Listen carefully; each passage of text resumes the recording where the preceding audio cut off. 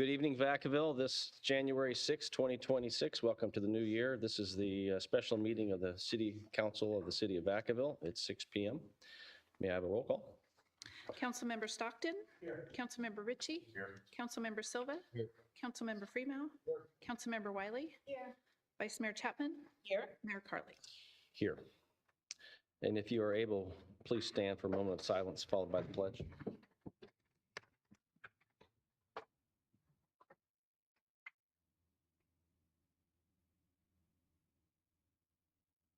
Please join me in the Pledge of Allegiance. Pledge allegiance to the flag and to the republic for which it stands, one nation, under God, indivisible, with liberty and justice for all. All right, so our city clerk, it looks like we have 2 items tonight. Is there any changes? Just to be sure that, okay. So with that, I know it doesn't really say that we have to make a motion on that, but I just wanted to clarify that this is all that we have tonight, right? So our first item is item 3A. This is a presentation on the Real-Time Information Center and a study session as well. And Captain Katie Cardona and Police Services Manager Nikki Bell, along with Chief Poland, will be presenting.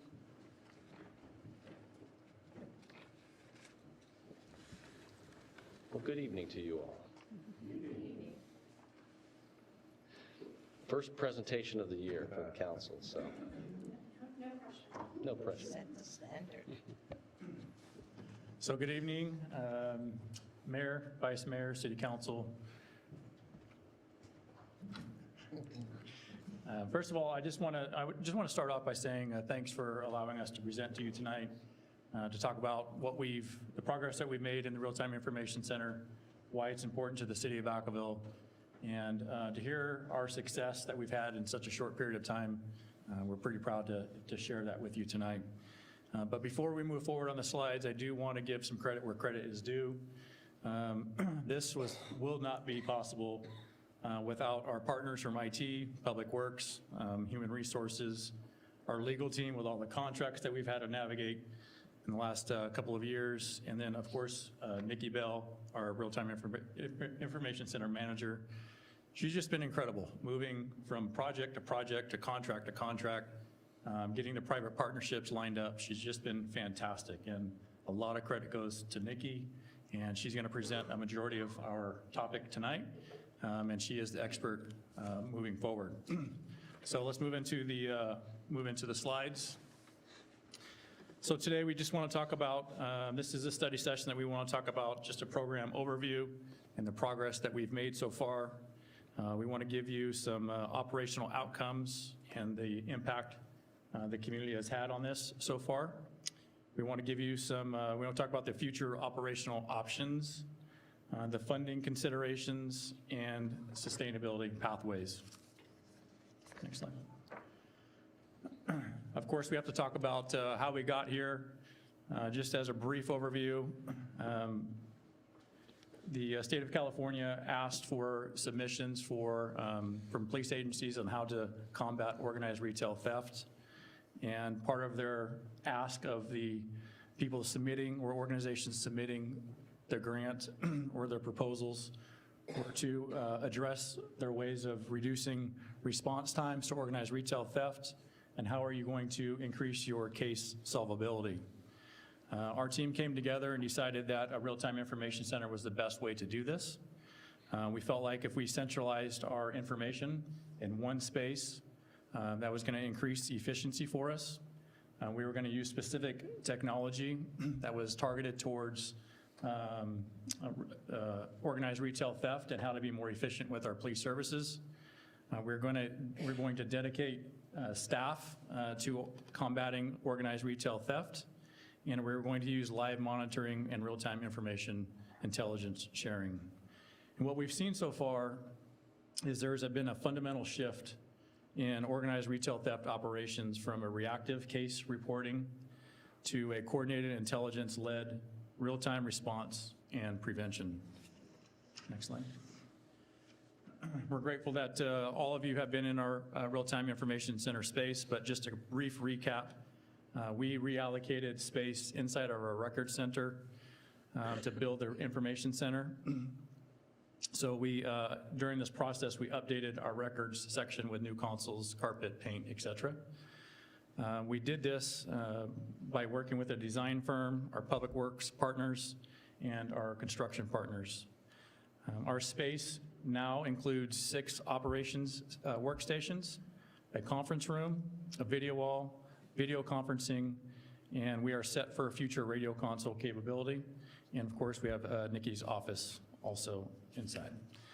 Just construction timeline, we began in December of '24 and we concluded in June of '25. We were, as I mentioned earlier, we did the redesign of records. They were included in this project.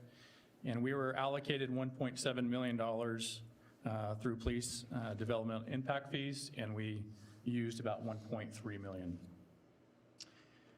So I'm going to turn it over to the expert, Nikki, to give you the timelines and the progress that we've had as an organization, and some future conversations that we need to have with each other.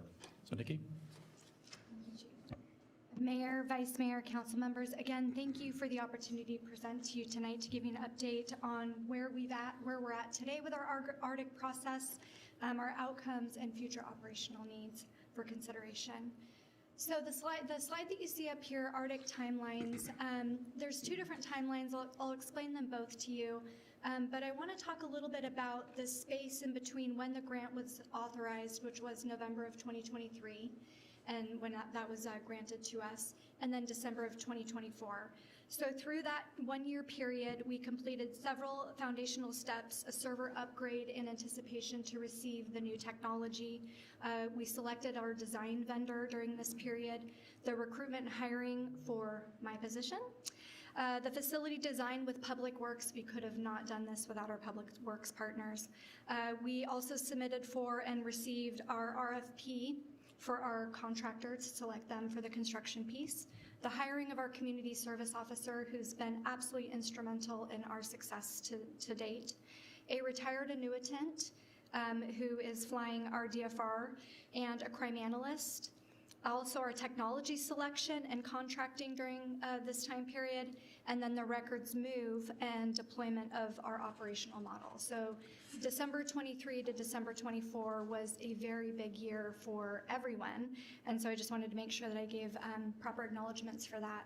So then in March 24th of 2025, you can see the little red rectangle there. The reason why we're focusing on that timeline is we went operationally in service as a new unit within the PD March 24th of 2025. And we did so before our construction was complete because our drone first responder program was ready to go. And we also went live out of our communications center so that dispatch could help us navigate how we were going to talk on the radio and give updates. And that was very strategic and also a really great show of support to our new unit. So we went live as a unit with limited hours of operation so that we could account for plenty of time for training and debriefing, because this was a very monumental moment incorporating a new unit. So then the bottom timeline, what you'll see there is just, you'll see kind of how we expanded our hours of operations over the course of the last 8 months. And during that timeline, we figured out, which will come into the operational plan choices later, and why there was an increase in financial ask, is we found out we did not have enough team members to be able to process all of this technology, and so we've slowly been building our team. So we went to our full operational deployment October of 2025. We are now 5 days a week at 10 hours a day, and so we're 50 hours a week with the team we have today, which is a pretty great deployment. We'll share more on how Q2 of next, or actually it's this year now, we want to go to a 7-day-a-week model and offer our services 70 hours a week. Next slide. So our current Arctic operations includes integrated technology. I do want to talk a little bit about the integrated technology before I dive in further. So we worked hand in hand with our legal and IT guidance on selecting the proper technology so that we were within CJIS guidelines, that we were within city policy to onboard the right platforms that were safe, and to make sure we were doing so within federal guidelines. So we did that. We integrated live cameras. We obviously incorporated our drone first responder program, which is probably one that everyone here is very familiar with. License plate readers, we had those already, but we did complement to what we had. And then also several analytics platforms. These analytics platforms play a key part in being able to connect separate systems and separate law enforcement agencies together. So we do so safely through certain tech tunnels. I won't bore you with all of that, but what is important about that is that criminals purposely have done crimes in different communities so that they could evade apprehension and so that law enforcement wouldn't be able to connect them to different crimes. So the analytic platforms that we've onboarded allow us to connect these crimes to different jurisdictions, which is very beneficial. So every day when we're open, the team is actively monitoring calls for service so we can see exactly what dispatch is entering and what patrol units are doing in the field. And then we look at those calls for service and we say, hey, can we add any sort of intelligence to that so that there's a safer outcome, so that we can make sure we have eyes on to the suspects if they were fleeing the area. And we also have Live 911 in the Arctic, and that means that we can hear 911 calls as soon as they're activated and answered by our amazing dispatch team, which gives, when seconds matter, we're able to start our services and launch the DFR that much quicker. So staffing and growth, we talked a little bit about that initially. We had 2 pre-existing generally funded positions, which is my position and then the crime analyst, and then 1 grant-funded community service officer and 1 part-time retired annuitant. We quickly realized that we have a very busy airspace here, if you guys didn't know that, Air Force Base and the county airport. And so we quickly realized that instead of 1 person being assigned to flight operations, that we needed to make it a 2-person effort. And so we have 1 person that's dedicated to flying the drone safely within the airspace, and then we have 1 employee we call that the Arctic operator, and they're monitoring the calls for service. They're giving updates over the radio and feeding those units, or feeding the information that we're obtaining in the Arctic to the field units in the field. So sometimes that's law enforcement officers, sometimes that's fire. We'll talk a little bit about that as well. Recently, we expanded to 2 contracted employees, and then also another retired annuitant. And so by adding those 3 new personnel, we will be able to move to an eventual 7-day-a-week operation. Next slide. So here, I just want to add, I'm very sad that I didn't have a percentage after 59.1. You can look at these a million times and you still find imperfections, so I apologize. So just to reiterate, we're only 8 months into operational deployment, and some of those 8 months weren't even at the 50 hours. Remember, we just went to 50 hours in October. So these are our early wins that we're already seeing for 2025. So our violent crime clearance rate has improved from 52.3% to 59.1%. So what we're calling our pre-Arctic metrics is January 23rd to March 23 of 2025. So we have 2.25 years of data that we're looking at pre-Arctic, and then post-Arctic is after we went operationally in service, which was March 24th. So March 25th, 2025 to November 30th. So this is just in 8 months with not even full operational deployment. We've been able to improve our violent crime clearance rate by almost 7%, which I think is pretty remarkable. And then our property crime clearance rate has improved from 16.8% to 21.9%. So over a 3% increase in property crime clearance rates. So also what's equally, I think equally as amazing, is our improved on-scene times. So the drone first responder and Arctic team arrive visually 50% faster than field units. So when we have a call for service, we're navigating the cameras to get eyes on, or we're launching the drone right away so that we can have an aerial perspective. And when we fly the drone, or when we have the Arctic team available, we're on scene 50% faster than field units. So our overall on-scene response times have improved by nearly 1 minute. I fully anticipate that to go up more when the Arctic is open additional hours each week. Our organized retail theft response time has improved by over 4 minutes, which I think is pretty remarkable. And just to add to that caveat, there's a lot of things that we cannot measure in a stat, right? You can't quantify that you have loss prevention officers that are calling again when they hadn't called in years prior, right? So there's these relationships that are greatly improved. We're seeing that people are calling us quicker, they want to engage with us, and that to me, we can't quantify that in a number, but that is irreplaceable. And our stolen vehicle response times has improved by nearly 8%, or 8 minutes. So again, pretty incredible number there for 8 months and not even full deployment. Next slide, please. So this slide, in my opinion, really captures everything that we just talked about prior, but shows it in a graph, which is always nicer to look at. So we looked at the 2024 national crime averages. And real quick, I want to give you the definition of violent crimes and property crimes, just so you know what crimes we're categorizing in each. So for violent crimes, we're talking about homicides, rapes, robbery, aggravated assault, and for property crimes, we're talking about burglary, larceny, also known as theft, motor vehicle theft, and arson. So for violent crimes on the national level for 2024, violent crimes are at 43.8%. Pre-Arctic, we were 52.3, so we were already higher than the national average. And we are now on track to be at 59.1% post-Arctic. So the reason why I say we're on track for that is because 2025 is not over. We haven't been able to add December, which we actually anticipate that to go up even higher. And usually the FBI doesn't put out their final numbers until 11 months after a year is ended. So we don't expect the final numbers until November of this year.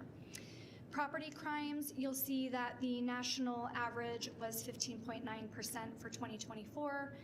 We were at 16.8% pre-Arctic. We're at 21.9% post-Arctic, and I think that's absolutely incredible. Next slide, please. Slide number, we're on 9. Okay, operational impact. So the combined Arctic DFR response model significantly enhances patrol effectiveness. In 25% of Arctic DFR supported calls, the Arctic was visually on scene before the call for service had even been dispatched. So just to say that again, that the Arctic DFR response model significantly enhances patrol effectiveness in that we're on scene 25% of the time before the call has even been dispatched to the field unit, and I think that's pretty incredible. So we're able to look at that and say, hey, are we over-responding? Are we under-responding? Do we need to pull units from other calls for service? Because this one is bigger than it was initially reported by the citizen. And citizens, by all means, they do the very best they can to give us the right information, but sometimes it's not right? And we need to see it for ourselves. So the model improves situational awareness, speeds resolution, provides actionable information, reduces downstream investigative workload, which we're finding. So we have our detective unit, right? And they're a great asset, but we can bog them down in day-to-day cases, right? So the Arctic is able to add increased case solvability and solve some of those cases at the Arctic level and package that in a nice, pretty bow to the detectives or to the original case officer. So we'll be able to have more stats on that later, but we are showing an improvement in that as well. And then also allows for scalable resource deployment, which is what I had mentioned earlier, in that I'll use, since we have the fire department up here, and I want to talk about the cross-discipline impact. We are utilizing the drone first responder for our fire friends as well. So if there's a vegetation fire or there is a vehicle accident on the freeway, which oftentimes the direction reported is incorrect, which can really slow us down. And then we're also using it for residential structure fires, and we'll talk about a win on that later, but we can actually send the spectator link to the battalion. Well, we can send it to anyone, but we're sending it to the battalion chiefs in the field so they can look at that spectator view, and they're like, hey, do we need more resources? Should we call, I don't know fire jargon, but I think it's called a second alarm for a vegetation fire. Our fire friends can probably tell us. But, do we need additional resources? Do we need mutual aid? And we want to make sure that we're reserving those asks when the need's actually there so that we're not over-responding or under-responding and taking resources away from other agencies. Additionally, some Arctic resources are now being utilized as proactive public safety tools, which is gaining traction, and vendors and agencies nationwide. And when I say proactive, I want to talk about, reiterate, this is in the fire space. So what we're doing here, where we're expanding these tools from a law enforcement only asset and making it a public safety asset and making it available to our fire friends, that is gaining traction nationwide. Vendors are interested in coming here and doing work with us and having us beta test their different platforms so they can see, oh, this is serving more than just law enforcement. This is serving public safety as a whole, which helps on return on investment, safety as a whole, emergency management. So these tools, we're utilizing them beyond just law enforcement. I think that's an important takeaway. And then we're talking about community, school safety, and regional collaboration. We have everyone's permission to talk about this, so I'm dropping these names carefully and with permission. Vacaville Unified wants to integrate their cameras with us so that we can receive those in the Arctic space. What that looks like is if there's a call for service, some sort of safety issue at a school, we can pull up their cameras real time and see what's happening. So where's the suspect at? Where are they moving at within the campus? And be able to tell people, hey, this is where you can go that's more safe. This is where the suspect's at now. And that matters because we can't always stay landline with these callers, right? It also looks like Kairos' schools are already, their cameras are already integrated. So they were the first, and I do want to give a shout out because it's scary to be the first. And they integrated those over a year ago into the police department indoor platform. And further, we have businesses, schools, places of worship that have been in our center and have toured, and they also want to share their cameras with us.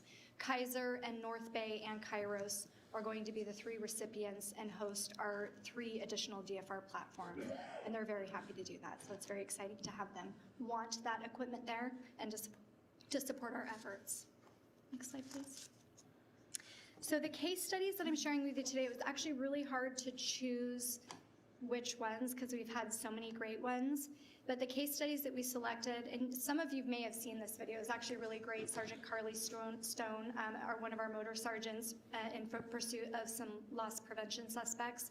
So the first one we're going to talk about is this organized retail theft. It happened at Burlington Coat Factory. Oh, sorry. There were 3 suspects in total, and as soon as Sergeant Carly Stone heard that pursuit, she was on her bike, her motorcycle bike. She went to the area, she saw the suspects fleeing, and she was immediately in foot pursuit because they were not yielding to her stop commands, right? So when we're hearing this call for service come in to the PD, we launched the drone right away.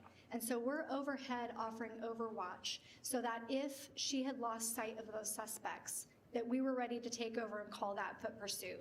And then we were also ready to give updated descriptions. One of them had shed a t-shirt, and so initially we were looking for someone wearing a green t-shirt, and now he's taken that off, so now we have a shirtless person we're looking for, right? So we know this real time.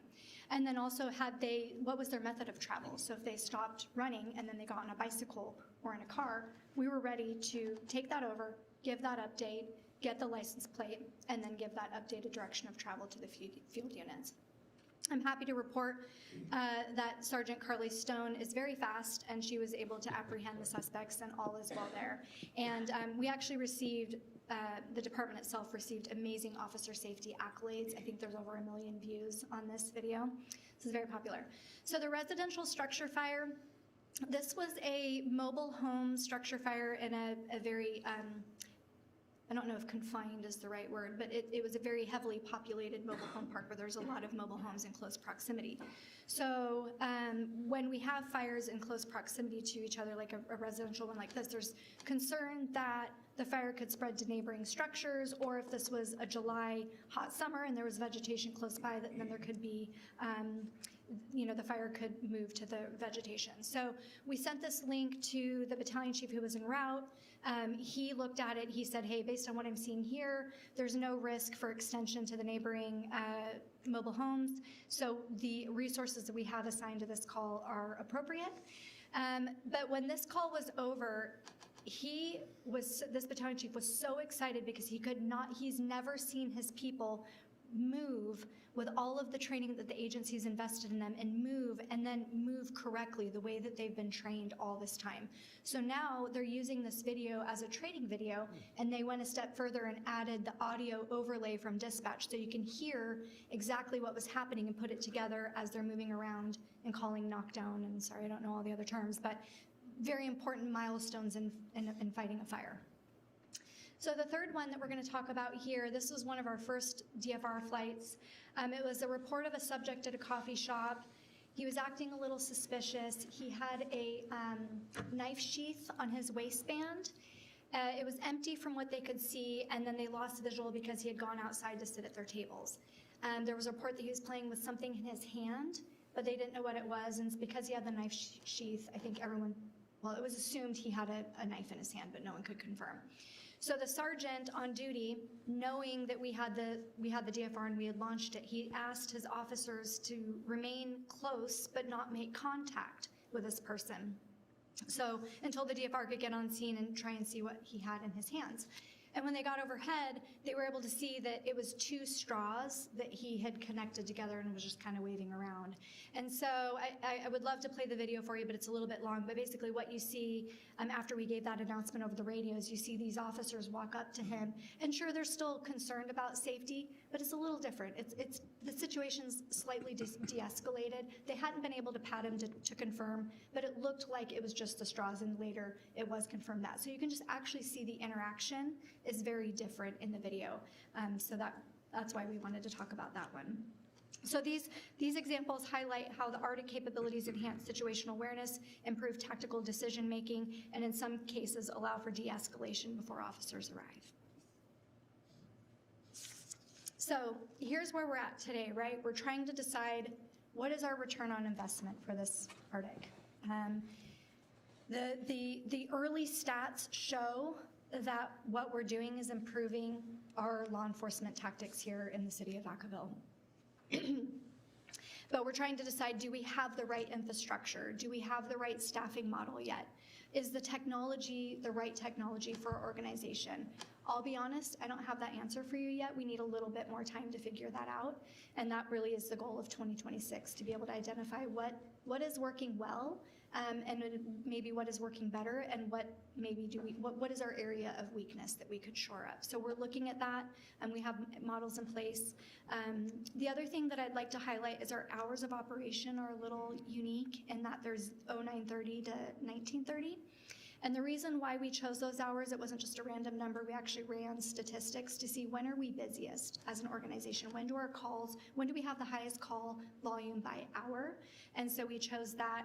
And so when we expand to the 7-day operations, we may have to alter what hours we work on Saturday and Sunday. We might be a little busier in the evenings, where on the weekdays people are typically home and maybe in bed early. So anyway, we want to continue to reduce overall response times, improve clearance rates.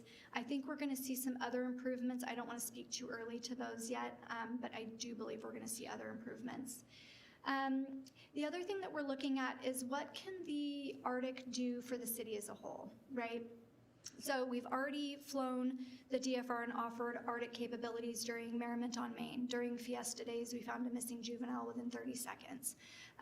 We've offered crowd control to motor units and sent the link to them to monitor from afar. So in my opinion, that improves quality of life, because these events that the city is so gracious in hosting and sponsoring and that are well attended by the citizens of Vacaville, we feel like we're able to offer a little reassurance with the tools we have. We also utilize the ARDIC as a command post, if you will, or a hub. So we've had our assistant fire chief in there during the 4th of July, partnered closely with Captain Cardona, just to make sure that we can monitor what's happening in the city. We even launched the DFR to check for any hot spots after the city's fireworks display, just to make sure no one's backyards were hot. And then I'm really curious to see what could economic development look like with having the ARDIC. Will we improve business retention because of the services? I would think if I'm a business looking for a new area to bring my business to, what does the crime efforts look like? What is the relationship with the police department? What are they offering? How are they going to keep my business safe, my employees safe? Those are things I think they're looking for. So when we're all ready, perhaps that's something we can explore later. Next slide, please. So long-term planning and the decision path moving forward. So we all know that the grant ends 12/31 of 26. So we have to figure out how are we going to fund for the second half of fiscal 27-28, right? So we need January 1st of 27 to June 30th of 27. We have to figure out a plan for that. We have to decide, what are we comfortable with an operational model? Are we comfortable with removing the ARDIC altogether? Are we comfortable going back to what the initial model was with one CSO and one crime analyst, which would mean we have to modify our hours? Or do we want to try and maintain what we have today from an operational perspective? And then when we are able to make that decision, we obviously want to start exploring public-private partnerships and future grants. I think we're ready. Yeah, you can move forward. What slide are we on? 12. Okay. No, that's good. Sorry. Okay, so this just talks a little bit more about our operational validation model, how we're evaluating the technology, the integrated tools. Are they helping us in real-world operations? And advancing to investigative video capacity, assisting our detectives and our field units a little bit more with cases after the fact and not just real time. Right now, we're largely offering real time, but we do want to offer more investigative assistance to them as well. And then back to the staffing, we mostly have professional staff in there. We currently do have a light duty officer that's been absolutely amazing in solving some cases for us. Is that a long-term model? Is it beneficial having that person in there? And then our contracted employees who've been amazing. And then what coverage models do we want? Do we want Monday through Sunday? Do we want Monday through Friday? What hours are working for everyone? So we're still in that proof of concept phase. So here today we came up with 3 program options for consideration. So option A is to discontinue the Arctic after the grant ends, and that would obviously be at $0 from a funding need. Option B is the core model, and the core model, which we did include in the staff report, and I'm happy to talk about it a little bit more, but it was estimated that that would be at $659,000. So the $659,000 would get you 1 CSO with benefits, which is the $140 for staffing. It would get you the existing technology that we have today with 1 DFR, so the existing DFR that we have, the drone first responder, for $643. I do want to add that the reason why that figure changed is because we had initially thought that the DFR was only we thought it was $100,000 cheaper a year than it is. So that's why we're at $783 versus $659 for the core model. And then option C is the enhanced model, which is what we are currently working. And I realize that there is a $300,000 gap or variance in financials there. And I wanted to add that buffer in there because I can't tell you yet what backfilling these positions will look like. I can't tell you, are we going to have to fill that with overtime? Are we going to fill it with a sworn person? What does the long-term staffing solution look like? That is the reason why we have the $300,000 variance there in staffing. So again, we still maintain the technology platforms with the existing DFR, and then the other fee that you see there at the bottom for $250,000. We have a vendor who has gifted us a 2-year $0 contract. And with that $0 contract, which we expect will go live in February because we added in the contract that the timer doesn't start until deployment. So we expect that to go live February of this year. So then 2 years after that, February of 2028 is when we would have to fund this if we wanted it. But the $250,000 will give us the 3 additional DFRs that will be installed in February beyond the 2028 deadline. It would give us another investigative platform and also live 911, which is something that we utilize every single day so that we can hear the 911 calls and dispatch. So those are the 3 options that we've put together for consideration, the first step, if you will. And I just want to talk a little bit more about what the services could look like in either of those options. So option A is obviously no services. Option B, which is the core model, maintains essential Arctic components but does not allow for expansion. Coverage would be limited to weekdays with no weekends, limited availability for critical events, no on-call services, and minimal capacity for businesses or school safety partnerships. We just simply wouldn't have the capacity to monitor all of the platforms that we're currently monitoring, and we wouldn't be able to be open 5 or 7 days a week. Option C, the enhanced model, expands our DFR capabilities. We would then have 4. Another investigative processing platform, intelligence support, pre-planned SWAT or city events, business retention support, and full real-time incident responses. Okay. So just to bring back to the initial financial figure that we did our very best to come up with in November of 23, which was the $659,000. Again, that was the core model, one CSO, the integrated platforms that we have in one DFR station. And that actually was included in the city's 5-year forecast beginning fiscal year 28. With the updated estimates on operational scalability, we now have a figure between 783 for the new core model to $1.5 million with the services that we're offering today and that we wish to offer by Q2, which is 7 days a week. And then if we wish to continue Arctic services, we would need an additional funding from the January 1st, 27 to June 30th of 27 to get us through that second half of fiscal year 26, 27. And lastly, I just want to bring your attention to the growing technology in the private industry. So what we're finding is that the vendors who sold their technology solely to law enforcement, they're now selling their technology in the private space. So we're talking about hospital staff that have body-worn cameras. We're talking about loss prevention officers in different community or different commercial establishments now carrying body-worn cameras. We're talking about DFR programs that exist privately in our community. Our utility companies are already using drone first responder programs. They want to offer their DFR to us when maybe ours are not available, but we don't yet have that capability, right? There is a well-known app, I won't say their name, but they already have a pet locator feature on this app. Some of you might be subscribers to this company, and they're now talking about making a person locator. It's been so good on being able to locate pets and that pet reunification, which we know is always a big deal for folks, but to be able to do that with people, with their technology, well, we need to be able to accept that information through some sort of integration. Someone has to be able to monitor that. Apps, many apps right now that you can download on your phone or other devices, they have the capability to allow that subscriber to opt in with sharing whatever they're capturing on their app into a police department if they wish. So imagine someone live videotaping a large fight that's brewing in downtown Vacaville. They may not even call us first, they just go to their app, and we're finding that that is what's happening, especially in the younger generation. They go to an app.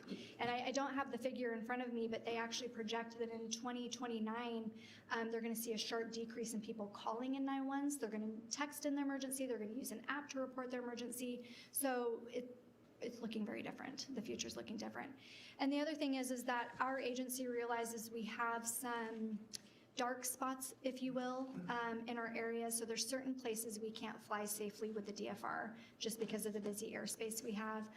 So we'd like to think about how could we have scalable mobile technologies available to those areas so that we are still offering extra patrols to those areas. So I just share that because even what we decide today, we will likely have to make a plan for the future because it's only growing and technology is becoming more and more available to everyday citizens and to those that work in our commercial areas. And that is that.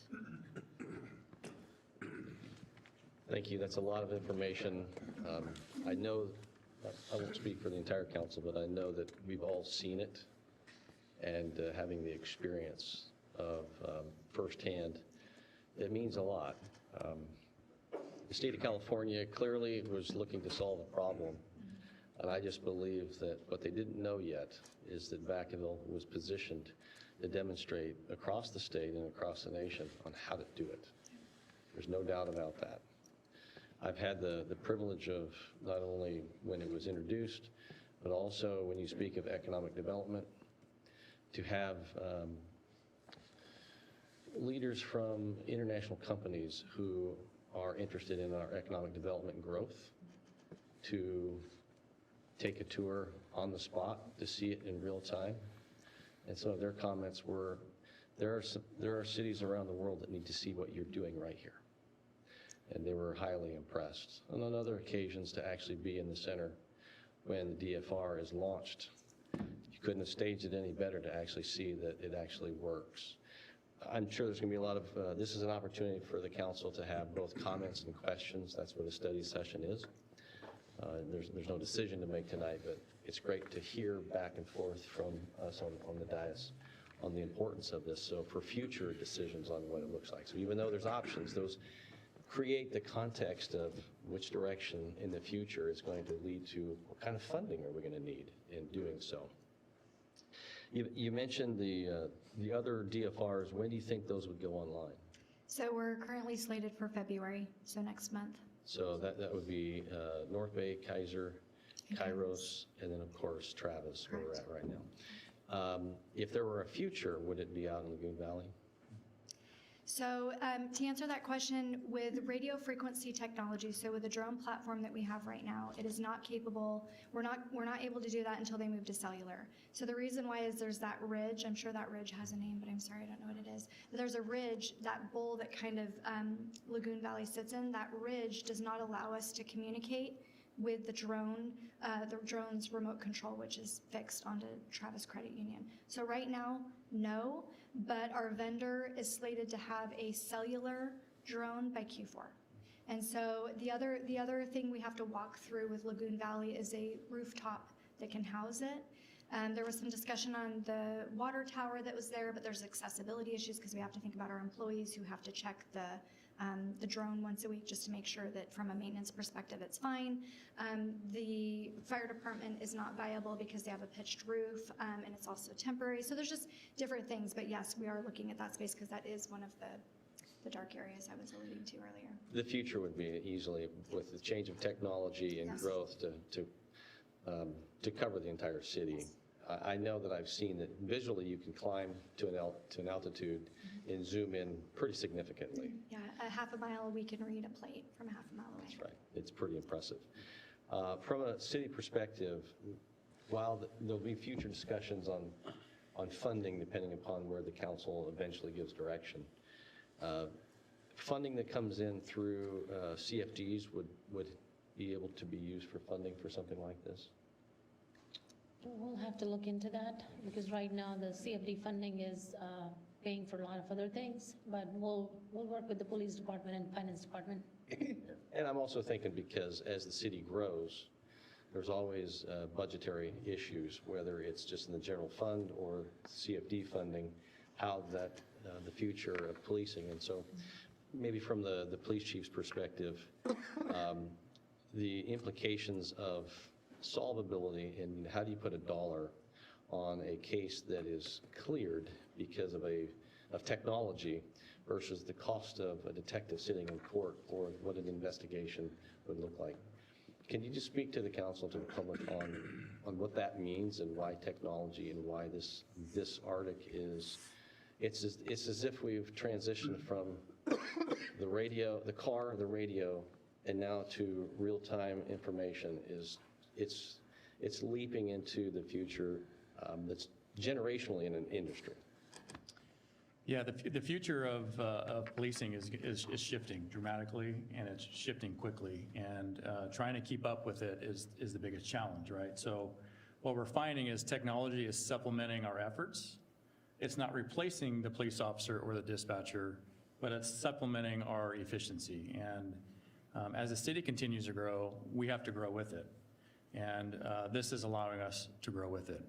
And to your question, Mr. Mayor, the idea of technology, as we said earlier, sometimes putting a bow on a case means when you're sending it to the district attorney, they're having all of the evidence in front of them that's saying this is the person who did it, and this is why we know they did it, and this is the evidence that captures from A to Z.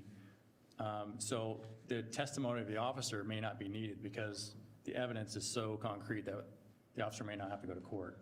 So what we're seeing is the case solvability is going up because technology is driving evidence.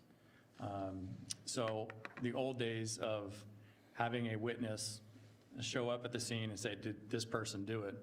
We're actually seeing it in real time who's doing it. Instead of statements, as Nikki alluded to earlier, a caller communicating with dispatch may not have all the accurate information. And so we're trying to piecemeal the information that a caller is giving to our dispatcher, relaying it to an officer, and making sure in translation that it's accurate. Well, now technology is driving accuracy and making sure the information from dispatcher to our DFR folks, to our field units, it's all consistent, it's all the same. So what we're seeing is this efficiency model that's improving our case solvability, we're hoping to see more reduction of court time. And as we have said for many, many years in Vacaville PD, crime is a feel. And how you feel in your organization, how you feel in your community is what matters. And we're giving you numbers to kind of show you the success, but how do you feel when you walk around in the city of Vacaville? That's hard to capture. But I can tell you our criminals are feeling the evidence that we're mounting against them from the real-time information center. So the solvability then lends its way into prosecution or accountability, if you will, right? Because that's sometimes, as we've known, and I've known this over the years, is what gets investigated versus what gets sent to the district attorney, what gets prosecuted, and then what then holds to accountability are vastly different numbers. Yes. So would you then highly speculate that this continues to increase that curve? Yeah, the accountability that we're going to see in our cases, as you can see through the solvability, I think it's continued to climb. But it's hard for us to capture this when you're a victim of a crime. You feel whether it's a burglary, whether it's a violent crime, there's a sense of violation that happens. And that victim now wants their case solved. They want justice for whoever committed that crime to them. No matter how small of an incident it is, they want solvability. They want to feel heard, and they want to make sure their police department is doing everything they can to bring that person to justice. And this is helping us do that. Thank you. Thank you. Yeah, please. No. There you are. Hello, it should be green. So I just wanted to add a little bit to that. So there's two very notable cases, and because of victim confidentiality, I won't cite what those cases are, but they fell into the violent crimes category, like the worst of the violent crimes category.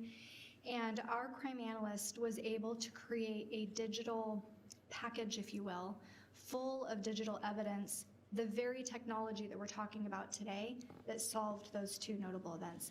And I'm here to tell you that those two cases, which I wish I could speak more on, they would have not been solved if we did not have the technology that we have. So, that's just one, those are two stats, right, in the pile of stats we're looking at. But those two are massive, and they were huge cases. It was a huge undertaking. There were tens, if not hundreds of hours of field unit efforts in that, but then also tens, I can't even actually capture, but a lot of time our crime analyst gave.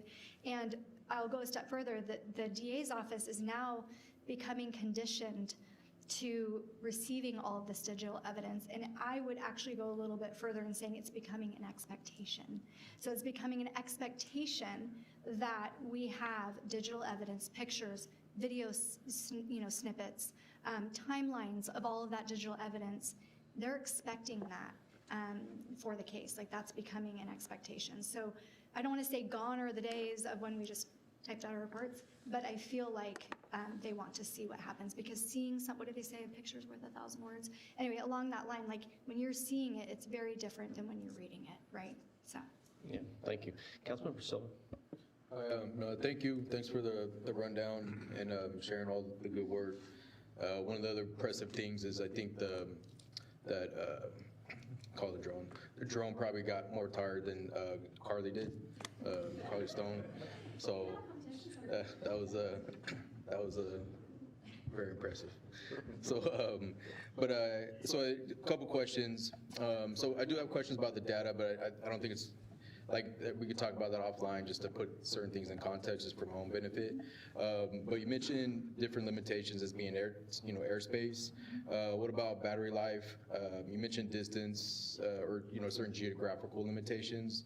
But could this also help support different efforts in neighboring cities or the county? And are there any limitations to night? And I have some other questions. So first of all, thank you. Those are great questions. It means you're paying really great attention. So to first answer about the one DFR that we have today. So currently, well, actually all of the DFRs that we're going to be soon onboarded, all 4 of them, they can fly 3.5 miles. Well, let me not say all the time, but the goal is to have a 3.5 mile coverage area from its home, right? And so the reason for onboarding additional DFRs is for the battery life piece. It's for having some redundancy because there are technical issues sometimes. There are weather limitations. We have experienced some range issues in the south area. That also happens to be where we're growing. So that's why we want to have another DFR on Kairos's high school so that we can get that area a little better. And to answer your other question, the battery life, it all depends on weather and heat. So if it's really hot or really cold, the batteries don't like it. If it's really windy, we have a headwind or we have a tailwind, right? So our average DFR flight is about 21 to 23 minutes, and that's with us being very conservative so that we have plenty of battery life to be able to safely get back home to its base. So the goal of having those 3 additional DFRs is so we have some redundancy. So the FAA, we haven't applied yet because we're kind of waiting to see what happens, but the rumor has it that the FAA is going to soon grant where one pilot can fly up to 4 DFRs at a time. So that's a lot, right? But the way I see us utilizing it is if we have a DFR on a protracted event, I go to hostage barricaded, that's a little scary, but let's just say some sort of protracted event where we need to keep flying back and we don't really want to lose aerial overwatch.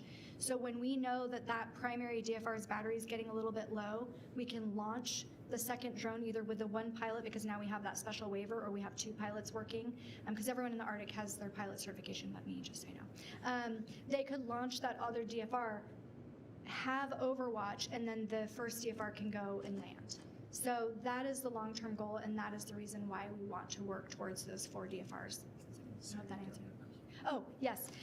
So some of our partners in the region, I won't say whom, but they might be really close. They are onboarding a DFR program. They're actually installed. Capabilities don't exist, but are expected to exist, where we could fly their drones from our center and vice versa. I think where we're going to really see some changes from a county or state perspective, or a larger geographical areas, when the fixed wings come out. So they're here, they're just not in rotation yet, but the fixed wings have a longer battery life, so they have a longer flight load. They can cover a larger geographical area. I think it's up to 15 miles from the home base. There are some limitations in that they're not as maneuverable, so we'll have to decide what works best for us. But maybe, to your point, we could partner with anyone in the region and say, hey, let's get a fixed wing and let's increase our coverage area. So long term, my hope is that we could have some of these partners in the region help staff our Arctic, and then we can help each other out, and if anything, maybe we can offset some of the staffing costs. So, you mentioned so one of the questions I has about night vision, or, and I would say I absolutely, I remember as a kid, different events would happen, and called the ghetto birdie would come out, and so I definitely can understand the extreme importance, and I want to make some comments off of what else was made, but can you just elaborate a little bit more on the night? Any limitations to night? There are limitations. I'm a very honest and transparent person. We definitely see better during the day. The night vision on the DFR is fine. It's not as great as during the day. We do have thermal imaging. We actually find that that's more beneficial than the actual night vision. So we can see heat signatures really well, daytime or nighttime. We can fly at night per the waiver. We've just found that if you want to zoom in at night, it's not as great as the zoom in capabilities during the day. So we can fly at night. We have flown at night. We flew Merriman at Maine. Because of the weather, the daylight savings, it's darker earlier, right? So we're flying at night all the time. We can. The camera's just not as great as the daytime, but we use thermal imaging. Thank you. And I think, I guess just the last comment. I would imagine council wants to support it, just how much, and all that nuanced stuff. But I think that I don't want to underscore, I mean, we talked about testimony for like, as far as officers go and whatnot, but I can't underemphasize enough, or can't overemphasize enough, excuse me, and historically there's always been issues with eyewitness testimony and whatnot, and so having video, whether it be mounted to the ground or from the air, really takes away, while some victims may want things to be, people to be held accountable, some of them don't have much trust or faith in the systems, and as a result just want it to go away or vanish, or they're still fearful of some retribution. And so I think having this hard evidence in itself takes away a lot of that additional pressure for individuals who who've already been victims and are really struggling on navigating that. So I think when we talk about the context of this quote unquote financial benefit, again, how do we put a number on taking that pressure off these families to still hold people who violate them accountable while still protecting their own safety? So, yeah, thank you. Thank you. Councilmember Stockton. Yes, thank you for the presentation. I continue to be impressed with the RTIC and just with the innovation that I see coming out of our police department and our public safety departments here, the city of Vacaville, and I'm not surprised. You continue to kind of be at the forefront of some of these things. I see so many quantitative and qualitative benefits to what you're doing with the RTIC. I guess my first question would be, the fact that we have this, is this impacting like our risk management contributions and funds that we have to pay into that, knowing that, something like this provides a level of transparency that I don't think the public necessarily has in other municipalities as far as officer conduct and seeing what we're doing and being able to show how events unfold and things like that. Do we know if this is something that is impacting the rates that we pay into those risk management pools? You want to go? Okay. At this point, I don't think we know that. That actually is not something that I thought to look into as far as insurance rates or whatnot. But I am really curious, and I'm pretty sure we can predict that will litigation type situations go down. I feel like this could help that because you have several different points of reference to now paint a picture of what happened, right? Things do look different from an aerial perspective, but when you couple that with body-worn cameras and then fixed cameras and then the cameras in the vehicles and then the cameras from the people that are streaming, I just think that it adds such value when you're trying to confirm what really happened. So that's something we're watching and we're really curious to see. I don't know if it'll affect use of force. I'm curious to see that too. I just think it's still so new, but those are metrics that we would like to look at. And really quick, I'd like our city attorney to make a comment. Just specifically on insurance rates, the city has a self-insured retention level that just the city is responsible for. After that, our contributions to our joint powers authority, that's our risk pool, is based on our staff. So it's not an experience-based insurance like you would expect in things we're accustomed to, like car insurance or homeowners insurance. So in terms of impacting rates, it wouldn't. But with respect to our civil liability related to our police conduct and the work they do high-risk work. To the extent that it improves our ability to truly understand what happened during an interaction, an incident, to defend ourselves in civil litigation, that could reduce our exposure there, which comes from that self-insured retention. And then, it is a benefit to our risk pool, even though they won't reduce our rates because of this technology. They do acknowledge, what their members do in terms of impacting the pool. So yes, it would help us with our civil liability, but it doesn't impact our rates per se. Okay, fair enough. That's what I was trying to get out of it, is that I think that it makes sense. I have the pleasure of also serving in a law enforcement capacity, And I have often wondered, how is this profession going to survive the next decade? And the reality is, the innovation that we're utilizing with this Arctic, I don't know how many vacancies the city of Vacaville has in their police department, but if you are looking at the longevity of someone that now has to work until they're 57 years old in that career, wouldn't you want somebody above you on these high-risk calls providing you with life-saving information for yourself, for the public, the people that you need to assist? I think that this is going to be an expectation moving forward for a lot of jurisdictions.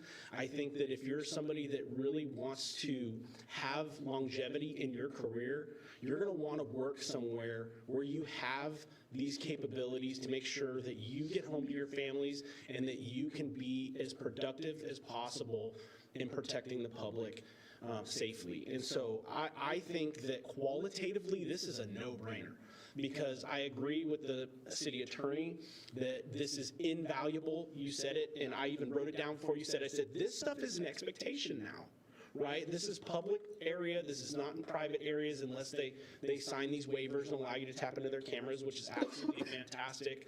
But I do think that if you're going to work for an agency where it is not uncommon for people to sue you, but the truth is what the truth is, and the more information that you have that can depict what is happening will help in those situations. And so the public gets the transparency that they should get, and officers also get that additional Code 11 or cover person, even if they're, the actual person is far away, you have somebody over you. So I'm extremely impressed. This is the future of public safety. It's going to have fire implications as well. I'm glad you touched on those. But I think that the word is already out there and will continue to get out there. If you can commit crimes in cities where they don't have police officers at all, or you can come to Vacaville, you're never going to go to Vacaville because you know that people are watching even when there's not a cop driving by right away. And so I think this is a great idea. I mean, I've heard that there might, that there's cars now, these automated cars that are driving around with cameras and stuff. I want to make sure that we stay on top of this, because I think that we're providing a level of safety in our community that is unheard of. Are there any other Solano County agencies that have our Arctic? So I have heard indirectly that one of our partner agencies does have an Arctic. It looks different than our Arctic. They're utilizing it differently. But Arctics can look differently. I mean, they can have different deployment plans because we're all different shapes and sizes and have different financial aspects. But yeah, there is an agency that has an Arctic. They're calling it an Arctic. And then we have another agency that has a DFR program. Right. But I don't think it's operational quite yet. I think they're trying to figure out how to staff it. So, I mean, I would just say keep doing what you're doing. Keep us informed. We definitely want to know what technologies, like the apps that you discussed, I think really go into play with what Councilmember Silva was mentioning, with these kids always have their phones. Right. People always have their phones, right? And so if this is a way that we can solve crimes and protect the public, I am all for it and supporting it. Because you cannot always find a statistic for the crimes that don't occur in your community. But like you said, Chief, the feeling of knowing that you are enjoying yourself in a safe community is invaluable. And that's the type of feeling that we want our residents to have. We want our, the people who shop here, the business owners, we want that. So if you could, I guess my ask would be, if there is a way that you could capture past, current, and future conviction data based upon evidence requests that the DA has, because I will tell you that one of the most frustrating things I've learned in my 20 years in law enforcement is you do all this work on a case, you provide all this evidence, and then nothing happens. Right. And you're like, you don't always know why. And so I think that a lot of these cases involving the evidence that you are collecting aren't even going to go to trial. They're going to plead out because it's going to be very clear what's happening. And so I'm very grateful for the work that you and your staff are doing. I absolutely love it, Chief. Keep leading from the front. And, if you need you have my full support on this for the best package, because I think our citizens here in Vacaville deserve it. Thank you. Councilmember Ritchie? All right, thank you. I will try to be concise. Mayor Carley, Council Silva, and talking to great points. Literally, each of these three has said kind of the same thing, and the word can't get across transparency. And I've been a fan of this. I think I went on a tangent, I think 3 years ago, about my daughter has a soccer team, and I remember we were sitting in Reno, and it was right after it happened, and I watched a friend who is an officer in Richmond, and this system in Richmond saved his life. They use flare cameras at nighttime. They're so understaffed in Richmond. We can go down that. But they showed to a scene. Someone called in, a citizen was doing the right thing, called the police, there was a problem. They didn't know how big the problem was. They thought it was 4 or 5 people in a court causing problems. He went down, there's over 200 people. It was a sideshow. 2 cops would have showed up in the middle of the night in Richmond. That unit came overhead and said, no, this isn't right. Like it stopped what could have been a very bad incident. Like the transparency, this system can protect the police officers, the level of service and quality of life. Like he has shared more stuff I can talk about of how this has helped stop crimes. We deserve that. I mean, like our community just, like the level of service, public safety, and quality of life are overlapping circles. And it's like, no one's gonna put their cell phone back in the genie in the box. Technology's here, you're not putting it back. Like this is here to stay, we need to embrace it and use it for the betterment. I mean, the value of this, we can't put a dollar on it. I mean, it's the instances of it. Imagine, like in my mind, I was talking, a lady's walking with her baby down the street. Like, you wanna make sure they feel safe in our community. And this system will allow that to happen. And I mean, the costs, like what is the cost if it's like my daughter or someone's daughter that gets kidnapped? Or there's a possible abduction. And like, technology is changing. There's gonna be a lot of instances where instead of someone being a snitch and all of a sudden there's a problem or there's someone's about to have domestic violence or a rape, or if they know something's about to happen, they can't call. Because in certain communities, you will get the pain and the problems you bring upon yourself by being singled out as a person that snitched, but they can simply sit there quietly, text 911, text the response, launch that thing, and feel safe to leave. They're following. Like there's so many things in my mind where I know this is going to help and serve a lot of people in the community. Like the fact is we're figuring out like having this as a zero sum, like it has to stay. And so I mean, with the comments on the CFDs, there's other mechanics we have to figure out how to share the community, the value this will bring to the community. It's not a monetary.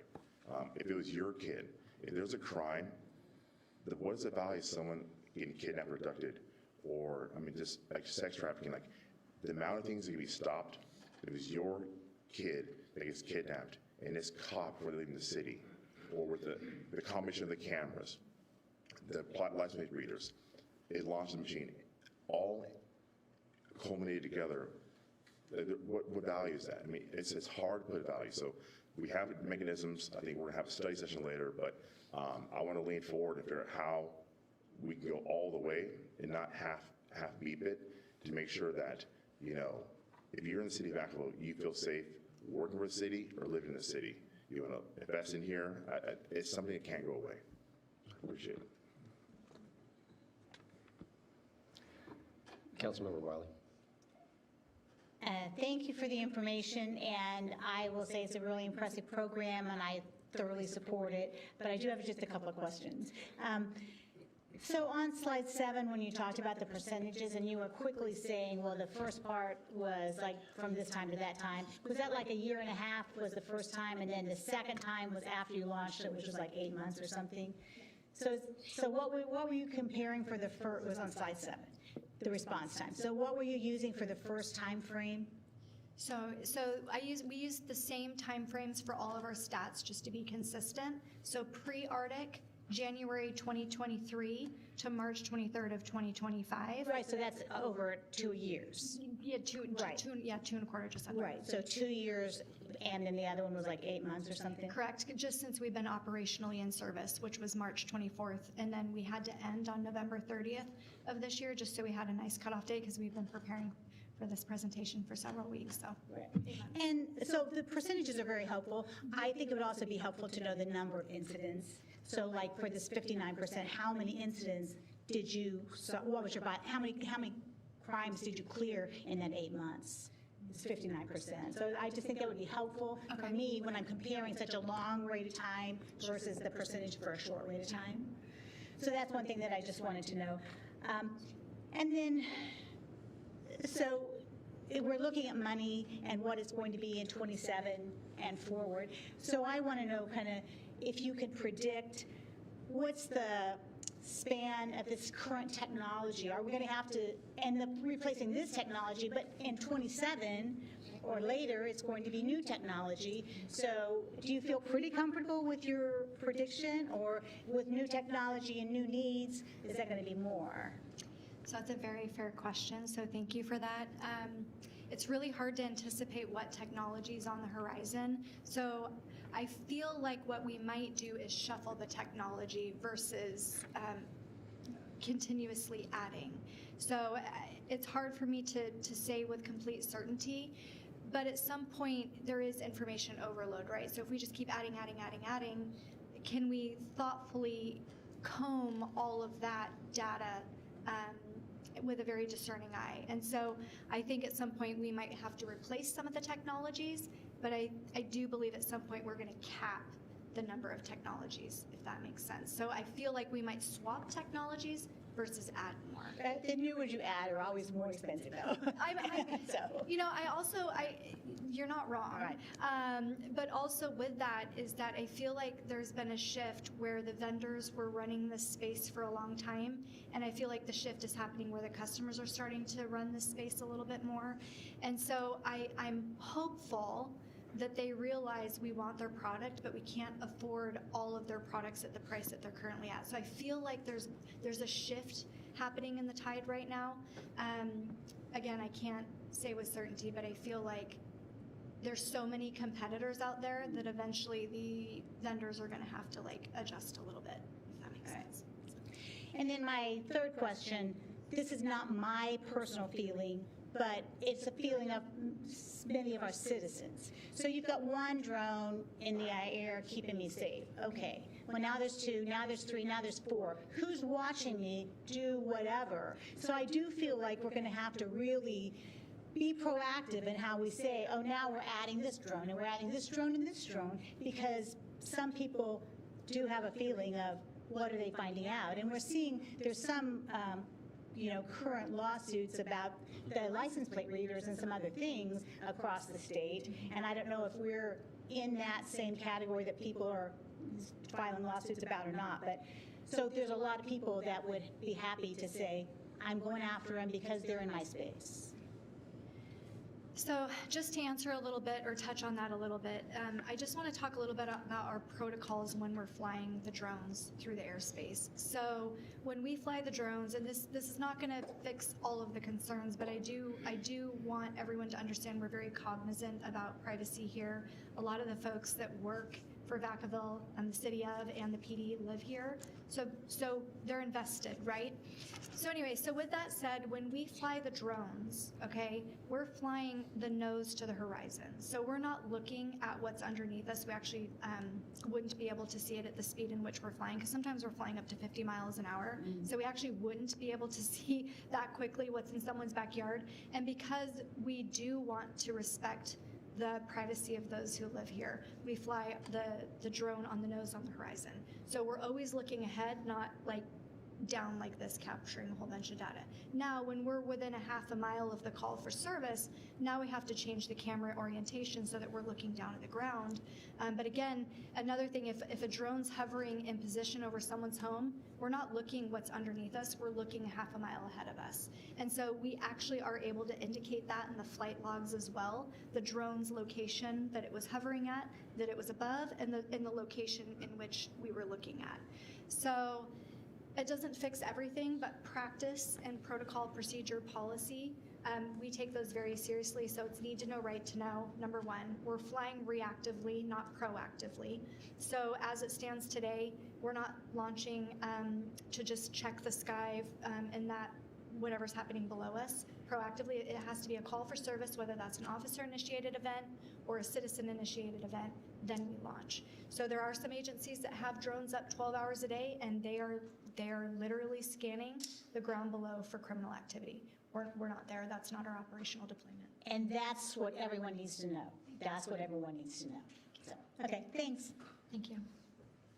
And I would just add a comment to that, and maybe part of what we can do moving forward is with our Arctic, is truly explain as best we can FAQs like that. It's like, here's the way we do things.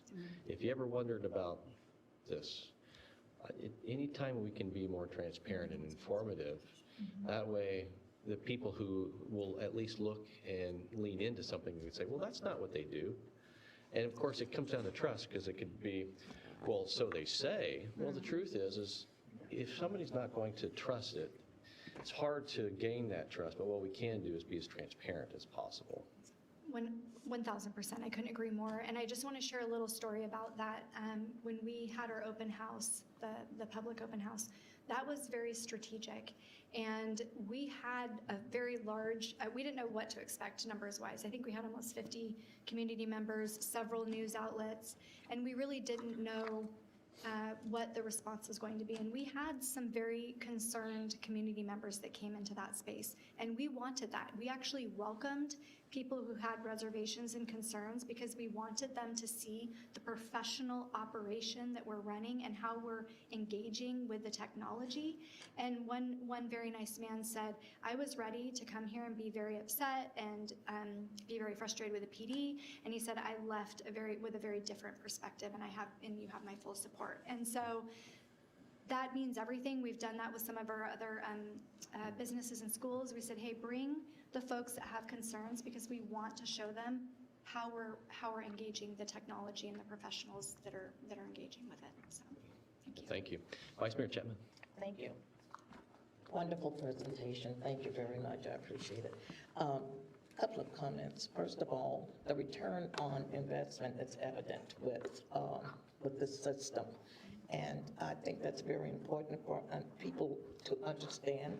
And the data that you have put together and continue to put together that can be shared with the community, with our stakeholders and the residents, I think they'll be thankful. They will appreciate that we have something like this going here in Vacaville. An area that I was going to, one thing I was going to question, that was on the trends with the technology, but that's already been addressed. Thank you. The partners, others that are tapping into our system, is there a charge to them? When you mean charge, like the cameras that we're accepting from other agencies, we're not charging them. There is a fee that they have to pay for hardware to be attached to their video management system. So I hope that shows the level of interest they have in maintaining those camera integrations with our agency. It depends on number of camera streams, and I'll try to not get too granular, but we're talking several $1,000s annually that these institutions have to pay to the vendor to be able to bring that data to us safely into the police department. So I think that shows that they're very committed and invested and want this system in place. So. Okay. And then what are your thoughts around, well, first of all, let me make a comment, and then I'm going to ask a question. That'll be the last thing. It may be a nice gesture on PD's part to have another open house, to let the community come in after you've been operational for a while, then you have data to share with them, and yeah. I love it. It was fun the first time, so we can do it a second time. Okay, just about. And the last thing, do you anticipate or envision any grants coming available to help you move forward with sustaining and maintaining, and possibly having to never know about the trends and new apps, and you just don't know. So do we have anyone looking out for grants? And Do you want me to take that? Okay, yep. The answer is always.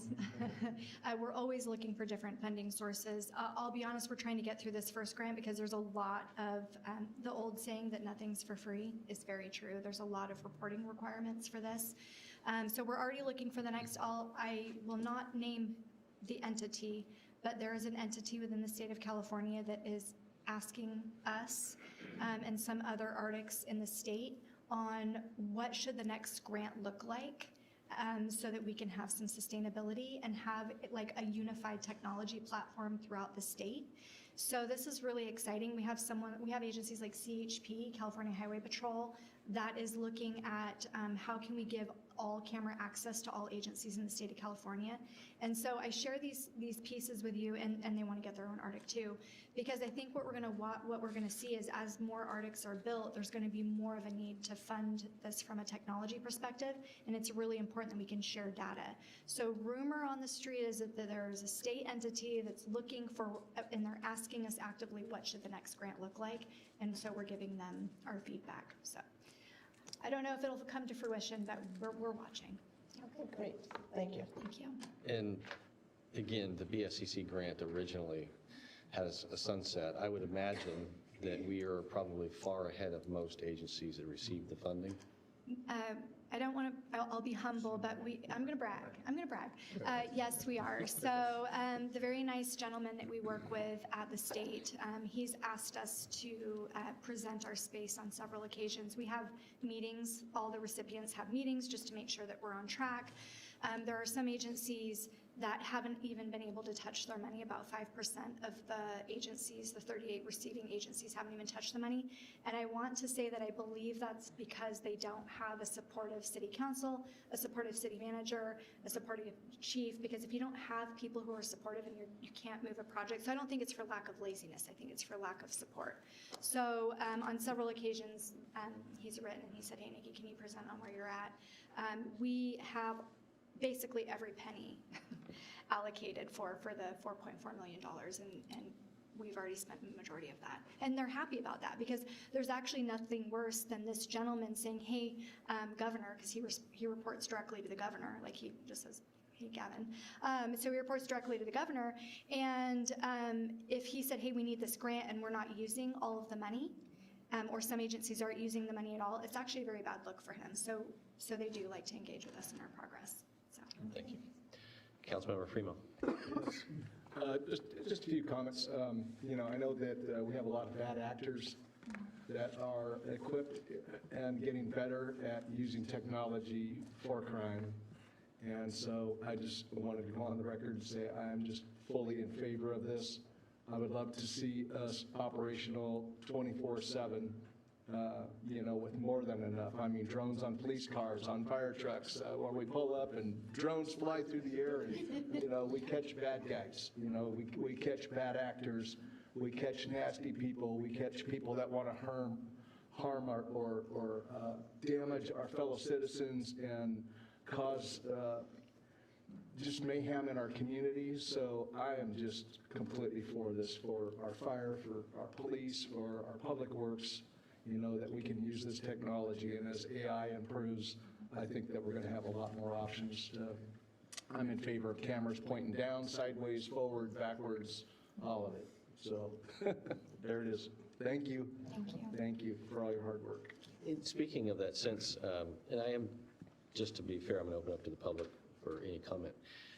Do you sense that the future of the technologies, like you said, the competition will streamline who's going to actually be effective, right? It's always a jockey. Who's the leader, but who's going to sustain it, how they're going to provide features that can actually benefit a city or a region. So I would suspect that the goal in the future would be to minimize the number of platforms that could broadly affect more than just a DFR. It could be all the types of integration, but at a cost that actually has an ROI that works. And then I also would suggest to the study discussion, I'm sure you've already had the conversation in your circles, how AI will advance the capabilities of streamlining employee time. Because the thing is if you need to expand hours of operation, I too agree, 24/7 would be great, but at least think of, if we're supporting the schools, well, they're already on by the time you are on. And so I would envision in the future how to expand it so it's pre the school hours, post the evening hours, even if it's not 24/7. And I'm sure that these are the conversations that will come out of the future. You're already going to 7 days a week. I think that that's fantastic. I'm in full support of it. Do you think the BSCC will try to extend or continue, or do you think there's going to be alternative grants? I'm sure some of this is political, but the reality is we know Prop 36 kicked in. We are a prime target for organized retail theft. We know it. We've known it for years. And so we tell a great story.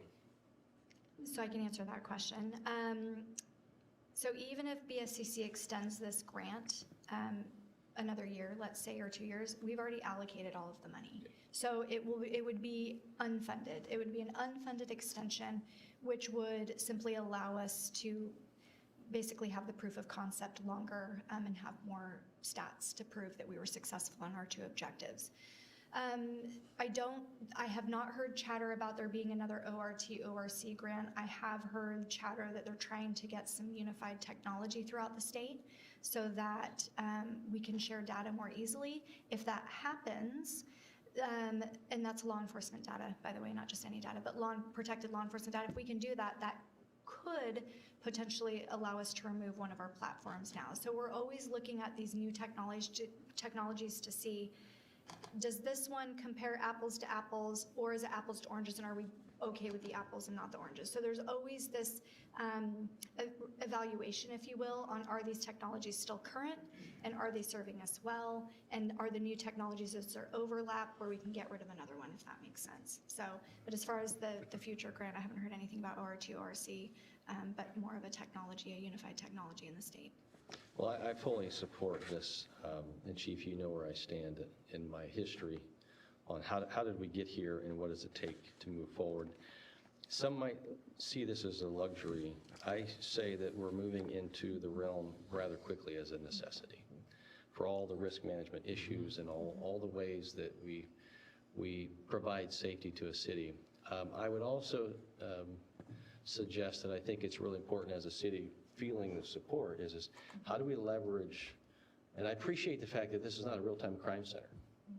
It's an information center. It's a central place of information to solve city issues which go beyond the police department.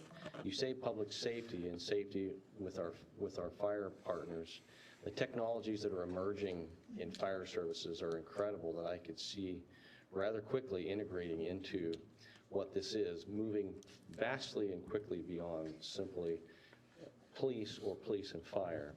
And then just think of what the future is in an entire city with our public works and our utilities. And the sky's the limit to how it will better a community and why that puts Vacaville and sets it apart.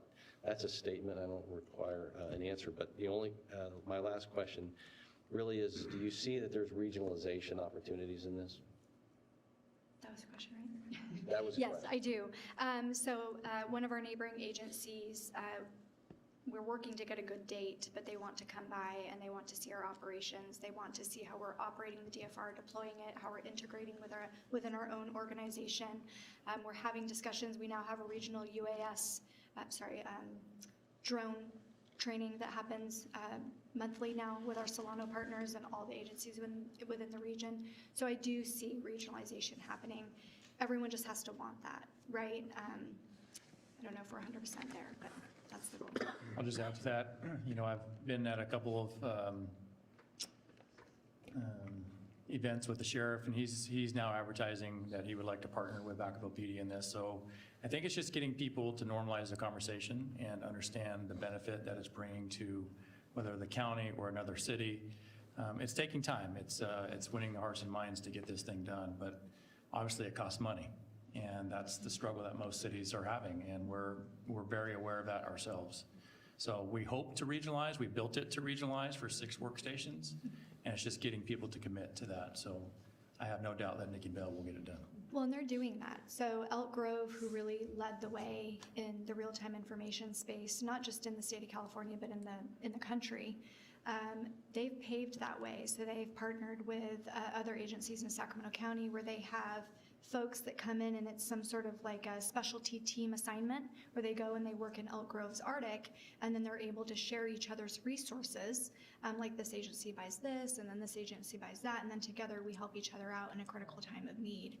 So that is the goal for us. We just have to show folks that we can do this and that we want to do this. And I think as a county, there's the ability to leverage those resources. There are agencies that could never sustain an Arctic, yet they could benefit from its capabilities, and that's where cost sharing in the future could easily help to offset some of our costs, and so we can help explore that.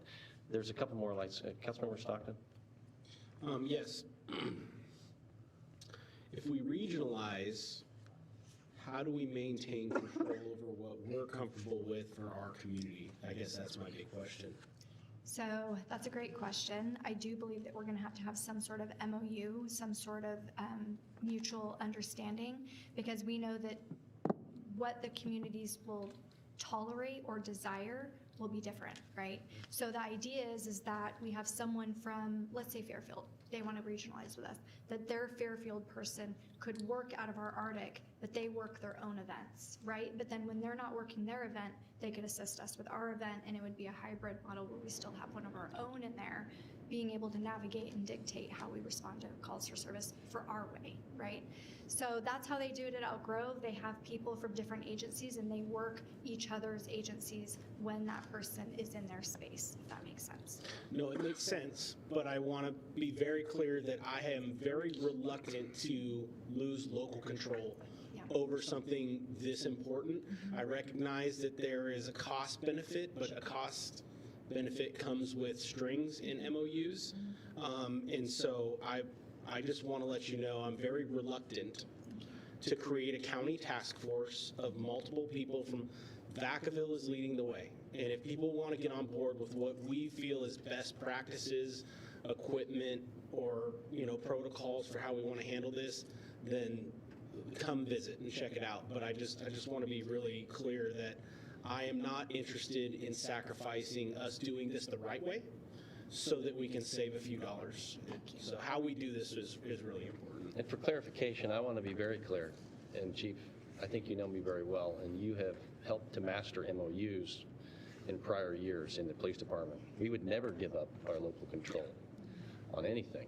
It's the opportunity for some cities that may not be able to leverage technology, but I wholeheartedly would say that we are in the pole position in how we lead, and there's no reason simply because of money to say that we would change operationally what we believe is best because somebody else would say not want to do something the way we do it, and therefore somehow we would acquiesce for money. I can assure you in my prior role, this exact situation has happened, and the city of Vacaville said no.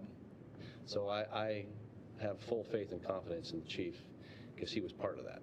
Well, and that being said, we all help each other out, right? Like I've been on calls where we've had to call for outside agency assistance and the cavalry comes. So like I fully expect that we're going to utilize this for those types of situations if we can.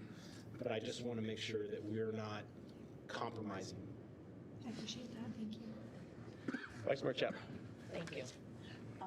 We've spoken of how the program, the system, is making a difference for us, for the city, for the residents, helping the businesses. What we haven't, or what I haven't heard is how it is another armor for our first responders. So what I mean by that is it's another set of eyes before they get there. It's, and I said armor, a protective, a shield for them. And the example you gave earlier in regards to the guy that was acting rather bizarre, had the, on his belt, went outside, it wasn't a knife, but 2 straws. And at another time, you know, with mental health issues as it's running rampant today, another time that would not have been the approach for police officers to approach that individual. So lives are going to be saved. But first of all, our first responders are going to be, it's a plus. It's a plus for them. Councilmember Silva. As briefly as I can. So, you know, on the discussion, I think there's limitations in the technology, but I think if people see the benefit of it. I think the other limitations are startup funds, which is what that grant really helps support, creating a nice space for that, phenomenal space for that, and then the ongoing cost. And so maybe one potential thing to consider as we move forward isn't necessarily whether tapping into the equipment here, because there's a limitation to the distance, if I understand it currently, but it's more about the space. So if maybe there's a regional effort to centralize and tap into the infrastructure that's already been invested upon, supported by the grant in the city of Vacaville, to help support this regional effort, because we all know, as was mentioned, like there's all this mutual aid that's constantly happening.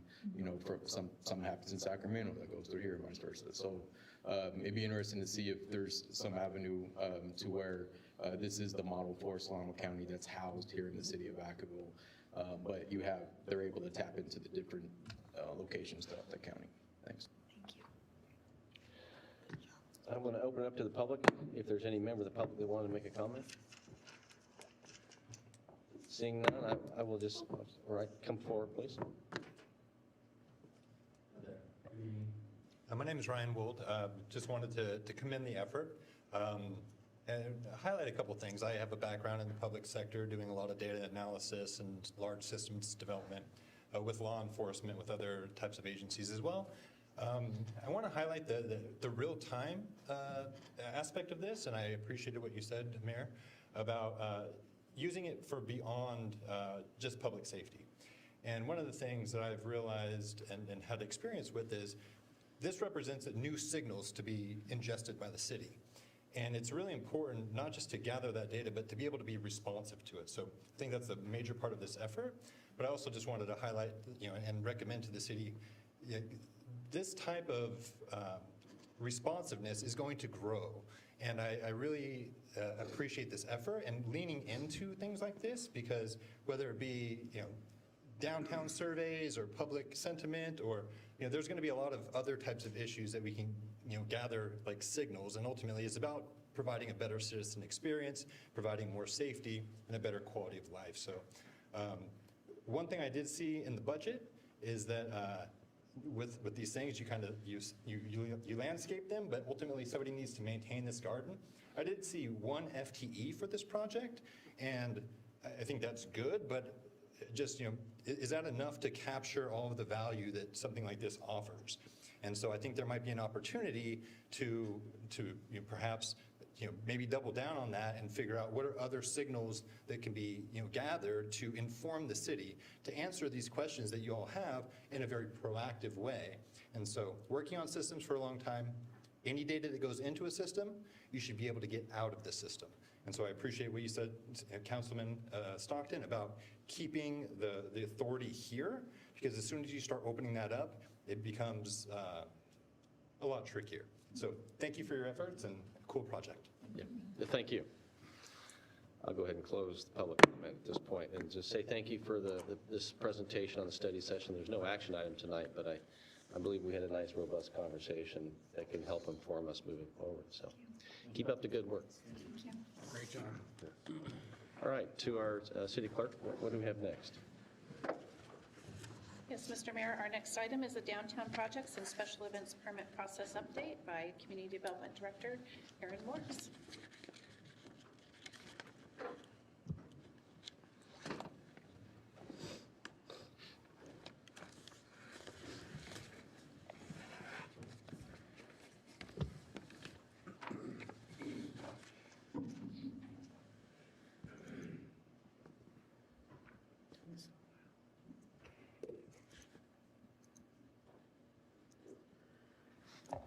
Thank you, Mayor Carley and members of council. I'm really happy to be here with Angelina Heron, who manages our special events permitting program, to present to you an update on completed downtown projects, some projects that are in the future, and then Angelina will actually present the special events portion of this evening.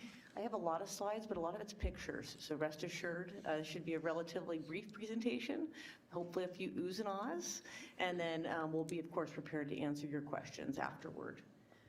So most of you know this. I'm just going to kind of keep this high level and brief. It was in 2022 that the city adopted a vision for downtown in the form of the Downtown Specific Plan, $1.4 million planning effort funded by the state and a little bit by Vacaville. And since then, essentially over the last 5 years, the city has completed a tremendous amount of work downtown in furtherance of the specific plan and in furtherance of achieving the goals of the specific plan. So I'm going to cover that, go through all the projects, talk about some new projects, and then turn it over to Angelina. And then we'll wrap up by highlighting some additional study sessions that will be coming your way in the very short time ahead, actually 1 week from today.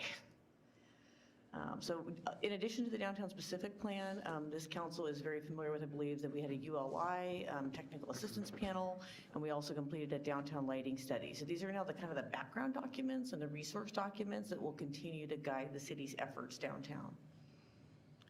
So I'm going to go through these pictures. I just want the council to keep in mind that the things you're going to see in terms of completed projects exceed over $20 million in value. And this is money the city has invested downtown. Most of this is, frankly, utilities projects. You can't have a downtown with lots of cool things like restaurants and bars and breweries and active uses without adequate sewer and water facilities. But also we did some things above the ground too, just to make sure that you all and our community are seeing that tangible result of city investment. And then I'll go through a couple new projects. So we're going to start, we're in alphabetical order, they may not stay that way, but essentially the city has completed sewer replacements in 16 downtown alleys. This has replaced outdated systems with new sewer pipes and also overlay pavement to make those alleys look like new. A lot of that alley paving work was completed in 23, and then some of it was also completed in 2024. This project, I'm highlighting the citywide wayfinding signage program. This was a long time in the making, about $600,000 of investment, but these signs were established in 2022 throughout the city, and one of the primary goals was to point people toward our downtown, in addition to some other facilities that we want to draw their attention to. This one, I love these photos that Corey took today. This is what we can do with our drone and with short notice. This is the crosswalk refresh project at Davis Street, and it just shows how we had done these attractive crosswalks. They faded over time, and Public Works was able to get out there and refresh them so they are, when you're a pedestrian out there, you've got a very visible path to cross this very busy intersection. The Davis Street sign retrofit was completed. This converted the static message board on the Welcome to Downtown Vacaville sign with an electronic board, so that's easily changeable with different messages. And this is another way of saying welcome to our downtown, and we can tell you what's happening here. This program is awesome, and I have more than these three pictures, but essentially the city invested approximately $150,000 in, it'll be a total of 11 downtown storefronts, and it was a partnership. Most of the businesses put in some of their own capital, and it was partnered with city capital. Final Cuts was able to get a new sign that's on, I believe, Merchant Street. The Willard's Cleaners building got a full repaint with brand new fresh paint. It looks so much nicer out there now. And then this is a small one, but tax professionals got a new fascia and got to clean up their storefront. Looks better when you're standing in front of it than from the air, but you can go experience that anytime you'd like to. These are some of our beautiful downtown buildings. So the Oddfellows Lodge was able to repaint and just really showcase the architecture of this building, and really by adding different colors, simple but very attractive colors. For the former Carnegie Library, now the library at Journey, they used funds from the city to put in new patio furniture to really make that outdoor space more welcoming for families with children, that kind of thing.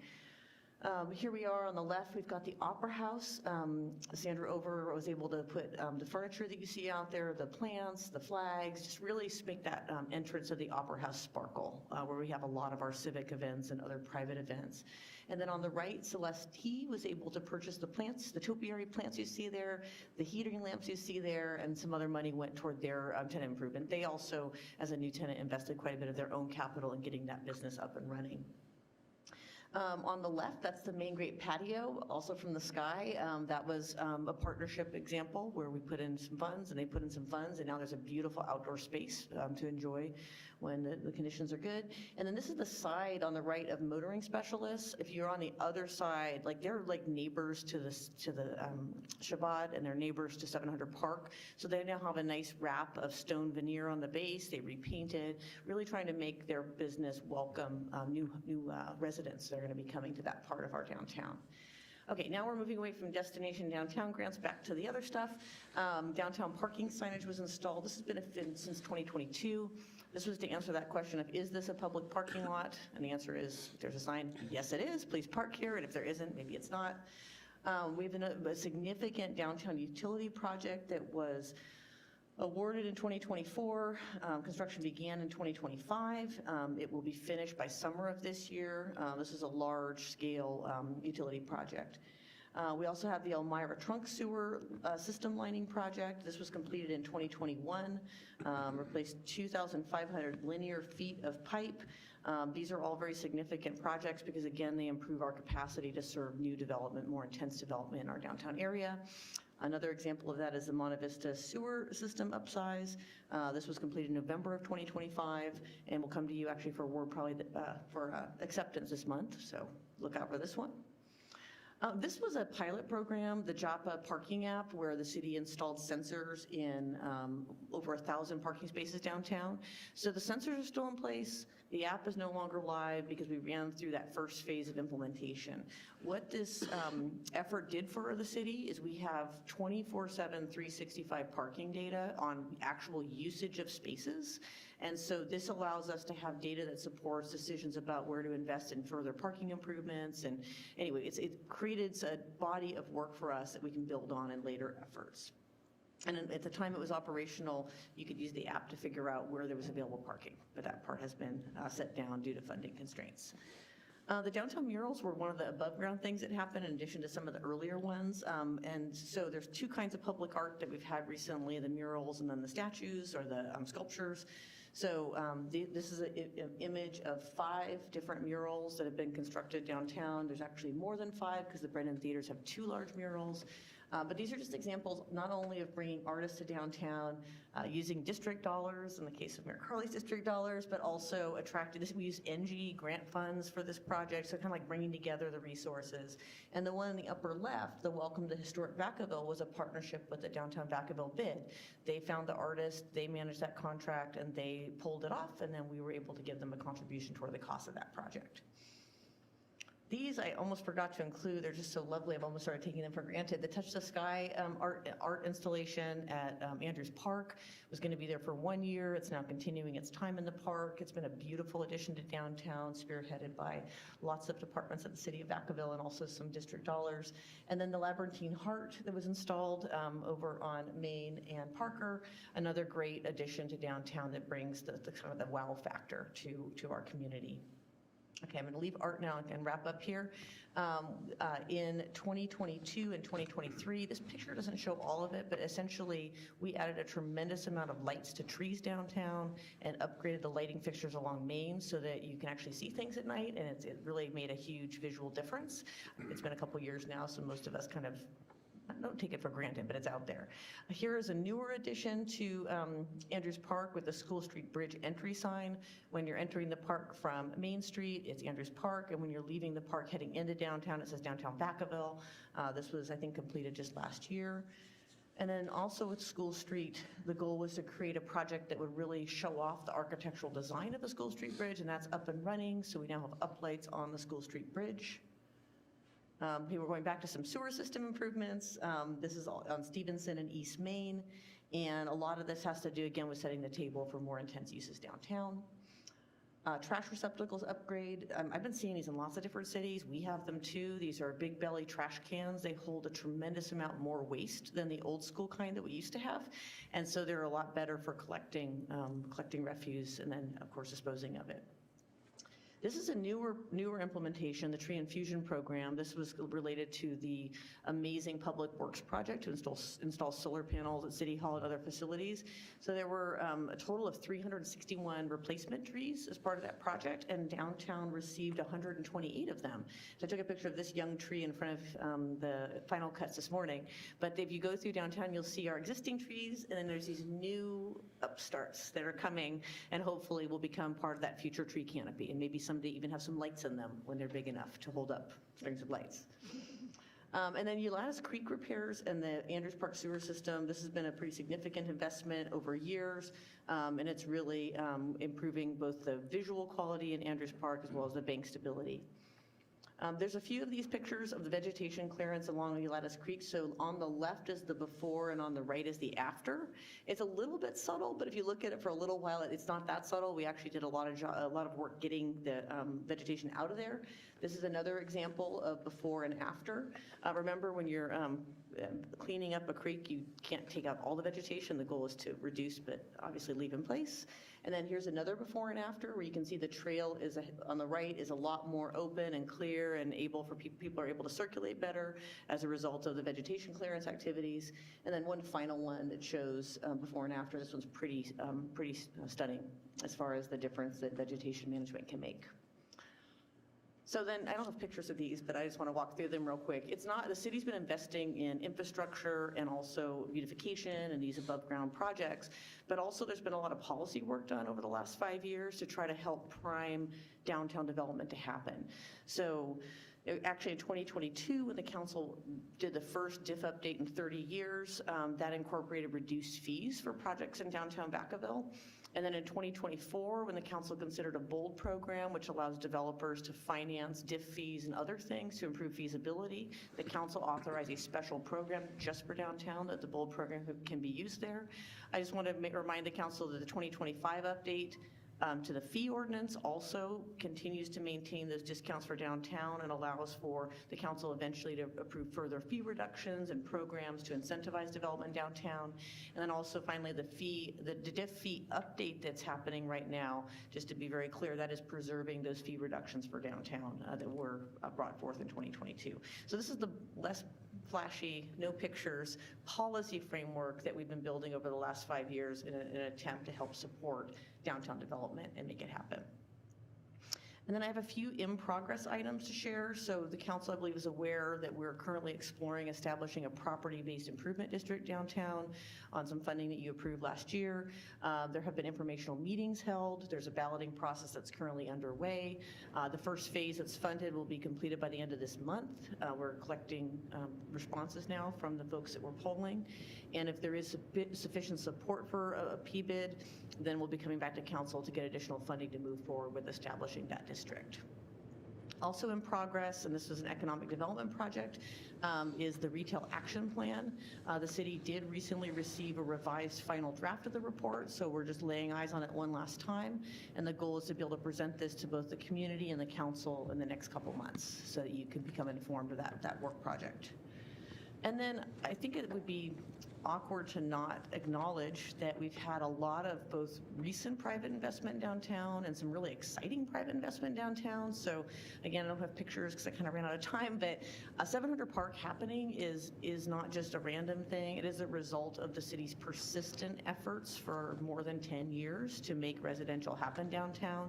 And a lot of why it happens has to do with their DIF fees and how those were set up and a bunch of other factors, but that's probably the most exciting thing that's happened downtown in as long as I can think of. The new restaurant Kohei Nor, we had this kind of boarded up, beautiful historic building. It's been brought to life as recently as toward the end of last year. If you've been out to downtown lately, the Triangle building is bustling with new tenants and refreshed paint, and it just It looks beautiful, and that's, again, private investment happening in our downtown.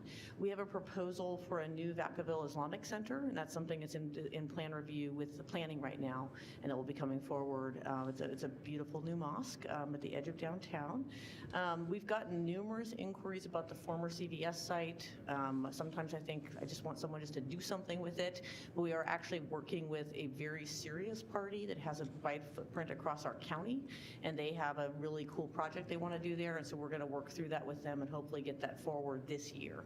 And then there are other housing opportunity sites, and I just want the council to be aware that I have received in my role as community development director, and I have a little bit different new role, but I've gotten a lot of different housing inquiries on how people can develop these smaller sites in downtown. We're actively working with the developer right now on a site on Parker that would be an amazing housing site. It is difficult for these small projects to pencil, but I just want the council to be aware that we're actively working. It's not just me, it's my colleagues in the other departments to figure out how we can help make these housing projects happen, because these are the catalyst things that will then lead to even further investment. And then we've got some future infrastructure projects, more water system improvements to support citywide growth. There's a Birch Street Shed Phase 2 and 3 project that's coming, and then Monte Vista will be resurfaced, I think, this year. Another project that the community's aware of and the council's aware of, so I just didn't want to leave it out. We had a plan to redo the town square trash enclosures, but it proved to be a lot more expensive than originally budgeted. So this is a project we're taking another look at to see if it's something that we can actually make happen this fiscal or next fiscal year. And then this is actually an inexpensive project. It's a partnership with the Downtown Vacaville bid, and I've met with them very recently, and they're really excited to pick this up and make this happen. Last year, Public Works and myself and some others went out and scouted 6 sites where merchant directional signs could be installed through a pole with kind of similar to what's in Napa, but a little bit different for Vacaville. And then kind of the project sort of lost steam, but we do expect with a very limited budget that's allocated, this project could happen this calendar year and get in place and get moving. And then it's been on the Economic Development Work Program for a long time to establish a business ombudsman program. And so this is something that Savita and I have talked about, and it's going to be a priority for this calendar year to get this done. And the idea is to really have more of a concierge approach to people coming to invest downtown, not having them learn by turning in plans and being surprised, but rather being able to hold their hand a bit and kind of walk them through the process. So something that's going to be coming to the city of Vacaville soon. And then I threw this in here because it's been 3 years since the city did our last business walk, and it was very successful. This is a room of city staff that took that day to go out and talk to downtown Vacaville businesses and let them know what we were up to and to get their feedback. So it's something I'm thinking about as a possible 2026 activity. And then I'm going to turn it over to Angelina, who's going to take the next part of our presentation. Thanks, Erin. Good evening, Mayor, Vice Mayor, City Council. As Erin mentioned, I'm here to give you just a brief overview of our special event permitting process, specifically as it relates to downtown events. And for context, when we speak about special events tonight, or when I speak about them, I'm referring to events that are open to the public and in or on public spaces. So think community centers, parks, or on our streets.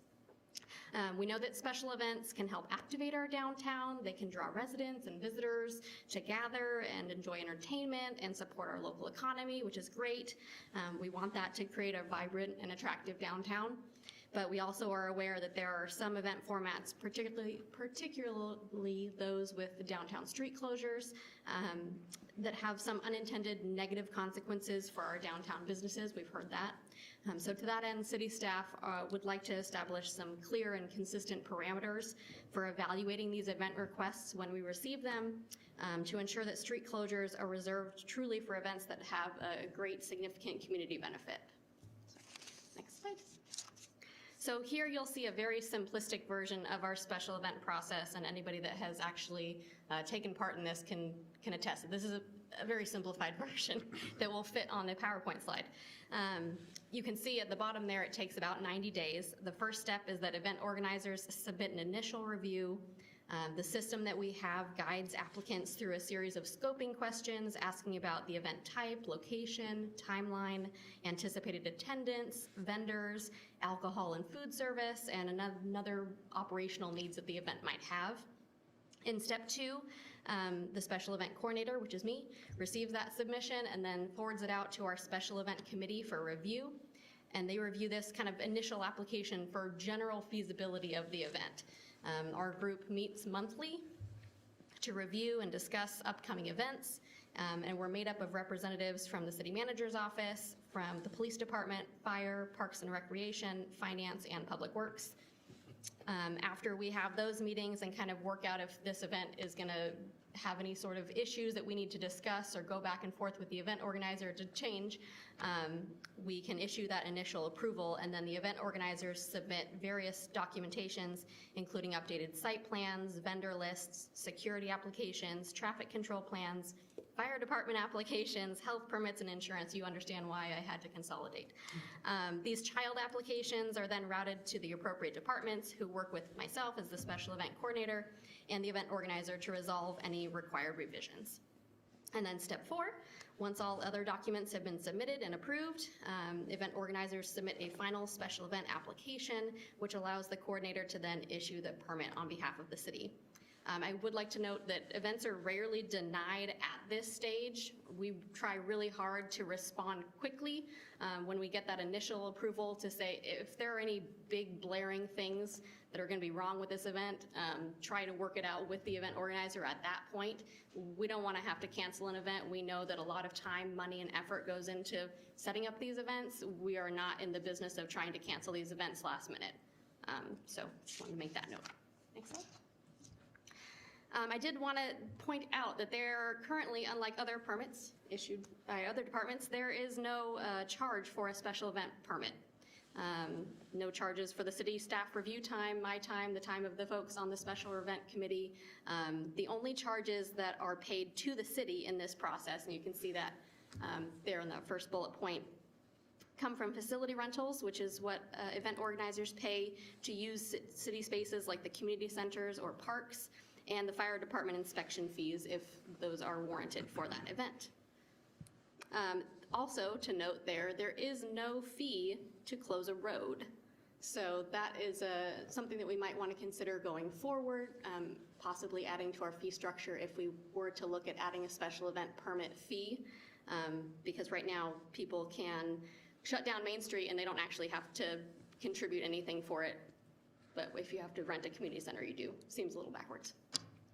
Event organizers enter into agreements with outside contractors if they're going to shut down a street.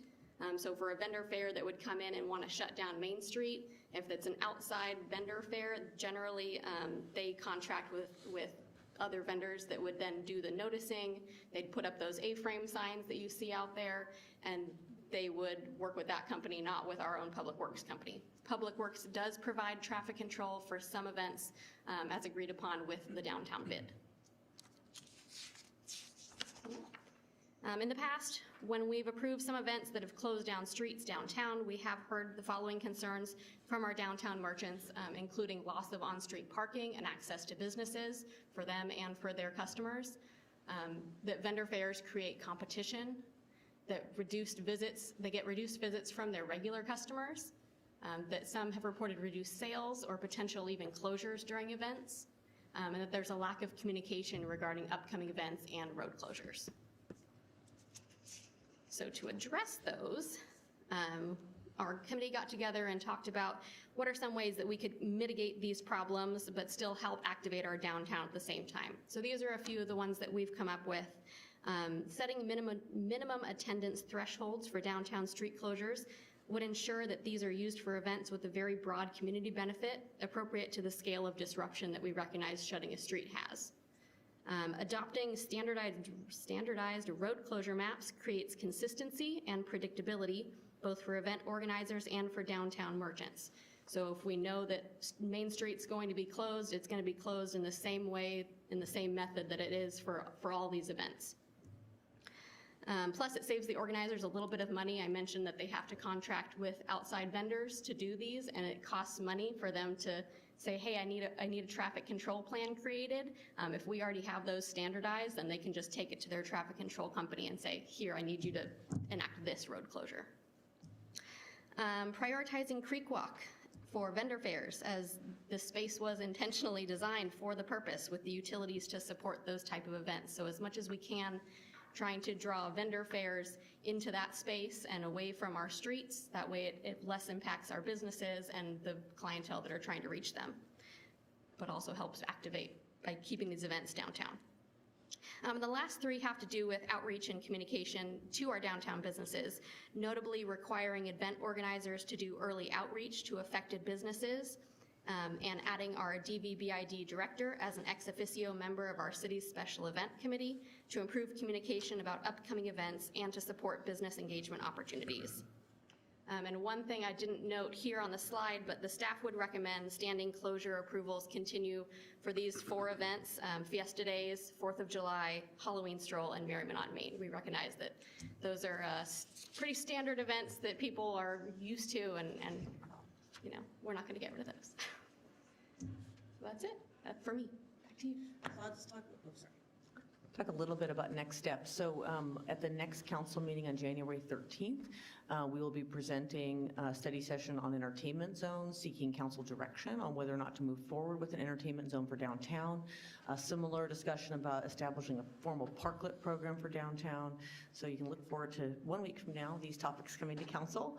We'll also be bringing the annual code update, and that does include some changes to downtown regulations to facilitate development, and that's coming to council on January 27th. I'd be remiss if I did not note that the retail action plan will be coming to council, and there's other downtown topics.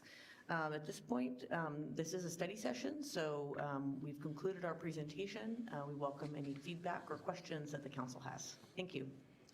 Yeah, thank you. In reverse order, could you put the last slide, slide 44 back up? Since we landed there last, it's just probably easier to get that out of the way. I'm glad to hear that. I'm in full support of having an ex officio member of the bid be part of the process to help the communication and direct dialogue. I think that that's a great idea. So glad to see that that's a consideration. That you certainly would have my support on all of that. The foreclosures, I think that we recognize what it is we're trying to do. And I'm speaking for myself, the council can speak as they choose as well. But there's what we would call, this is Vacaville, those 4, that's Vacaville. The challenges, as most of us have probably heard from businesses and members of the bid, I'll leave names out of this, but it's like, why do we shut this down for an outside vendor fair? I just believe that shutting down our entire downtown, this is our downtown. We don't have to just be open for business just for a fair. The park is a perfect place for it. And to offer places like that, other cities may not have that. We do. So I like that. And years ago, I had worked with, now it's our former director, but Brian, and how to create these segments in downtown so that you can move it around based upon size. And you could demonstrate, well, if you close this little piece of the square and create a traffic flow, maybe there's some places for a few more bollards. So you could say, well, look at this. You could actually bring traffic over from East Main because now we're getting more people living there, but not block all of Main Street and let that traffic flow and turn down next to the main grave and maybe another set of bollards. And so I think that there's an opportunity for also staff to look at a few of those more places that can activate in further areas outside so that other areas of downtown that sometimes say share the love, well, maybe we can share the love over here and move it around a little bit. So I like the idea of being able to move it around, certainly not block off the entire city. I don't want to just be open for business, say, here we go, we're just a moving, almost like the carnival, but we're going to block off your downtown. So I get a lot of complaints on that. And then I think that was really it for this. I'm in support of all of this. As far as the work that the city has done downtown, it's important that we tell that story. We spent a lot of money. The one question I would say, is it possible that as like we're adding things, we shored up the hillside, we've cleaned up the vegetation, it's looking a lot better. We've provided light to the trees, light to the bridge. I've often said, wouldn't it be nice if we had how we can activate music, right? We decided we can put bands right there under the flag monument, where in years past, it's like, well, you can't do that until we didn't really have a good answer. And how you can activate in different areas where it's also music and entertainment. And I'm sure that as we talk in the future about entertainment zones, how you do that is it's the sense of somebody in our community who says, I want to be there because of the ambiance, because of the music, because of the lighting, and how to do that and continue to add to that. The lighting of the trees is one way of doing it. I could see also expanded lighting along the creek path. And even if it's not necessarily a place that somebody wants to go walk along at night, visually it adds lighting to it that says, this is neat, this is special, especially now that we're going to have people living at 700 Park. I'll be interested to hear, I don't expect you to say it tonight, but the other bookend areas of how to get livability downtown is how we activate it. And so I'll be interested to see where you go with that. And then I remember participating in the business walk. I like the idea of doing that again this year if we can. Where you walk in the city will get a different response. I think we learned that the last time. Those who went and walked in the premium outlets, completely different experience than if they were walking downtown or if they were walking in some of our other business areas. The responses from business owners and the like. So, and then the merchant directory signs, I like that as well. I think that that's really neat. I would hope that the bid could encourage that if businesses are going to do that, that they would restrict where they put their A-frame signs, only nice-looking ones next to their business instead of piling them up in town square. And maybe this is the opportunity to clean it up a little bit. And then lastly, I think it's last, but the concierge program, long overdue. I know you talked about it. I think this is how we can set ourselves apart when it comes to the expectations of a small business.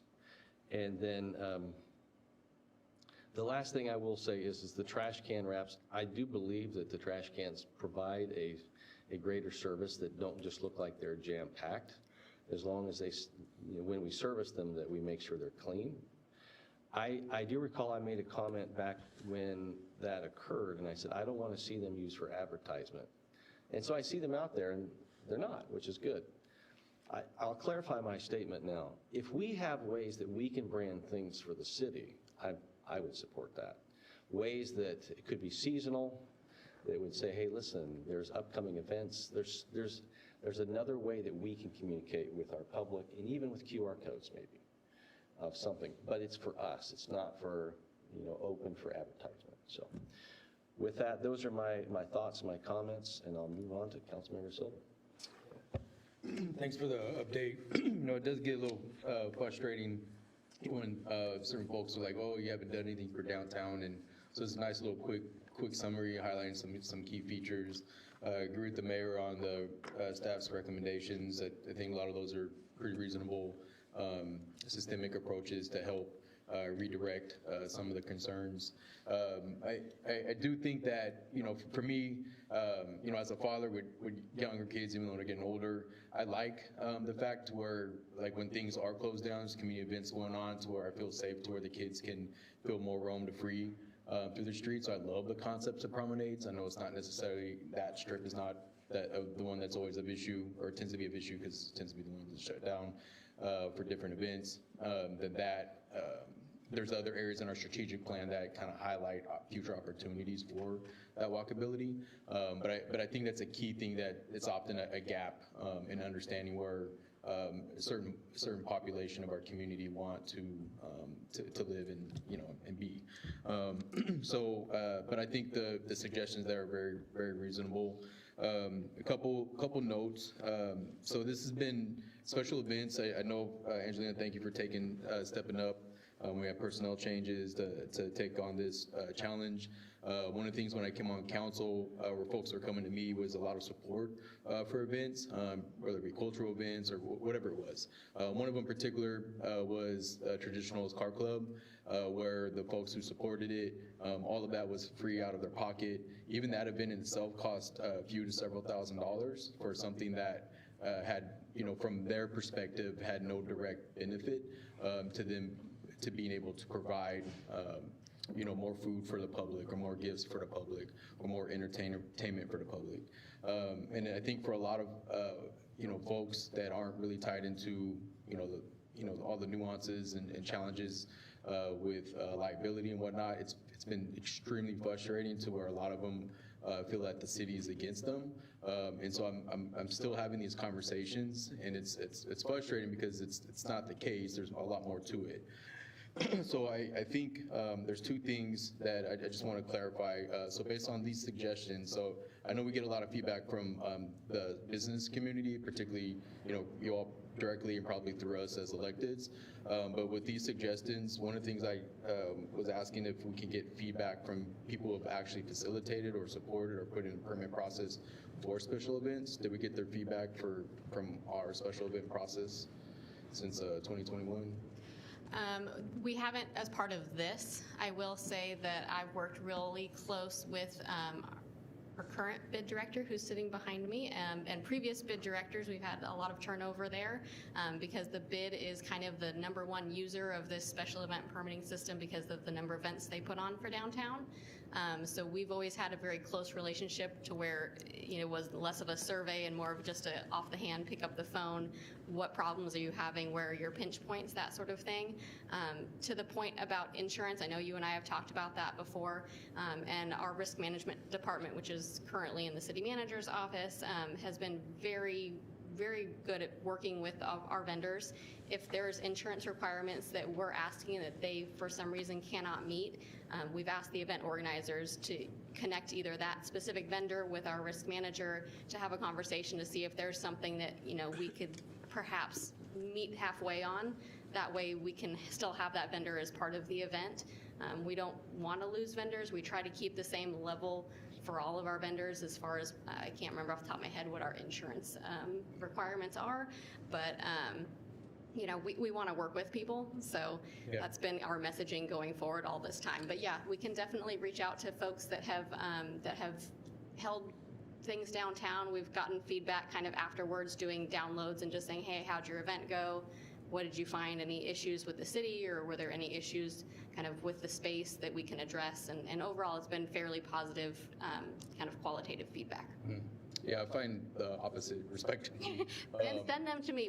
I want to hear it. And part of the reason is there's still like this concern that there's going to be some retribution, or some people that have put like months and all this time and money into getting something kicked off. That like, well, I'll just say whatever, like, whatever they want, so that way I don't, I just want to get it approved, because things kept going back and forth, back and forth, back and forth. And it kind of brings, so I think it's extremely important that we get feedback from all stakeholders. So I appreciate like the surveys, but like I've been very open and communicative to the city manager and others about this for the past several years. And when we talk about creating cultural events, like it literally has been a deterrent for that. So that said, I keep trying to encourage people to support that and seeing where I can support it. It's a little challenging with our district dollars. That program, being quote unquote suspended because that was a way to help offset the city costs for people just to go out and celebrate what they want to. So that said, one of the things that I'd like to see worked in some way is how we can actually expedite approval processes, in the sense that when it's something that's repetitive. So I definitely think, so a lot of times, like from an innovation perspective, government's often criticized as preventing innovation, but I really want to see folks come up with something creative. So I like the monthly, the monthly meetings where everybody's on, they're focused on working out what it is, whatever it might be. So I think that was an improvement since I came on council, so that way things just aren't kicked around for quite a while. So I think that's a great, everybody's there to say what they got is, highlight whatever the potential challenges are. But I think we still have to promote, welcome, and find ways to support those innovative approaches to see something different that they can create. And once that's established, to really communicate, because that's where I think the biggest pain points come from when somebody wants to do something different. that, it just triggers a lot of different responses to that. But once that's established, now we can figure out how we can move forward and streamline those processes more quicker, and making sure that those organizers understand that. So that's just my feedback and questions, and I really do appreciate the recommendations. I think that should be good. Absolutely. I want to respond to a couple things that you just said in that. I think that's a great idea, expediting the process. I know a lot of people, I hate when people call me and they're like, I want to have an event and I want to have it next month. And I'm like, oh, our process takes at least 60 days, preferably 90 days. And the reasons for that, as you all can imagine, are to make sure that, the event is safe, first and foremost, and successful. It takes a lot of staff time. You're just seeing me, but there's an entire committee behind me of people that are experts in their field that are making sure that these events can come off without a hitch. But I agree, I do think that we need some sort of process that's expedited. I've seen other folks do it where they have mechanisms, kind of like a small, medium, large thing. So it's, if your event is Fiesta Days, we're gonna need 90 days. We're probably gonna need a little more than 90 days. If your event is something small in town square, I think we absolutely should be able to work through it in less than 90 days. So that is something that we are looking at as part of kind of the research into what other communities around us are doing and what best practices are. And just for the rest of the council, I wanted to mention that the meeting that you were talking about that's kind of an improvement is that when new events come into our system, we then we invite the event organizers to come to our meeting. So that way they're able to ask questions of city staff can ask questions of the event organizer, and we can all kind of get to know each other and get to know who it is that's responsible for what questions they might have not thought of as part of their event. So that's what we ask of new events. Now, if it's an event that we've already have, say, Loop the Lagoon. Loop the Lagoon is something that's been going on for a while. It's, I don't want to say old hat, but we know what we're doing, they know what they're doing. Unless there's significant changes, the process goes much quicker for them. And they're able to stick to the timeline because they already have most of the items in place, and every year it's kind of repetitive for them to just upload this and just have a conversation of anything that's new. So I wanted to make sure those two things were said, but thank you. Councilmember Stockton. Yes, I just wanted to let you know, I like your considerations and recommendations. I think that's good. Question, I just want to make sure I'm understanding correctly. When you shut down the street and close the road, there's no charge for a permit, correct? Correct. Okay, and if you are organizing the event that shuts down the street, and you're the planner of that event, are they capturing the funding raised by having outdoor vendors selling food and boutique stuff in tents and stuff outside of the different businesses that exist on Main Street? Yeah, so generally if there's a vendor fair going on Main Street, they are paying somebody else to enact the road closure, and then they are vendors pay them to be a part of their vendor fair. So there's a booth rental fee that they pay to the event organizer, so they're collecting that money. No money comes to the city. Okay, and they don't have to pay us anything to even have the event. Okay, so the goal is that and then we have space at Andrews Park, but they have to pay to use that. Correct. Okay, so then we need to fix that. And I also think that there needs to be some sensitivities built in for the types of businesses that we have down, so that we're not putting a food vendor in front of a restaurant that exists downtown that might be struggling, that's paying, to exist and operate downtown, right? That just doesn't seem right. So I too get complaints about downtown getting shut down. I think that we should make it, we should be responsible in the fees that we charge to do something like that and put in some checks and balances. I'm a little reluctant when I hear you say they have to hire somebody to do their shutdown plan. I think that they should have to hire our public works department or our officers. If it's on overtime, it's on overtime, because they know those roads, they know how to shut them down, they can take enforcement action if things like that happen. If you're just hiring whoever, to do this, and we don't have any sort of background information on them and how they're handling. I think that that's a safety issue for me.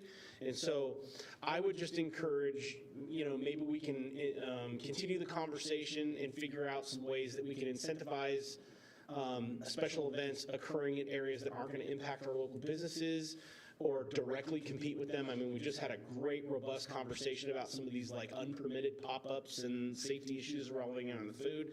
I think we're kind of creating a similar situation if we're saying, oh, well, now I got a special event, that I have planned with the city, and I'm letting people put up, we got to be able to check the vendors, and we need to make sure that those things aren't impacting our local businesses. So maybe we need to charge more and make sure that they're utilizing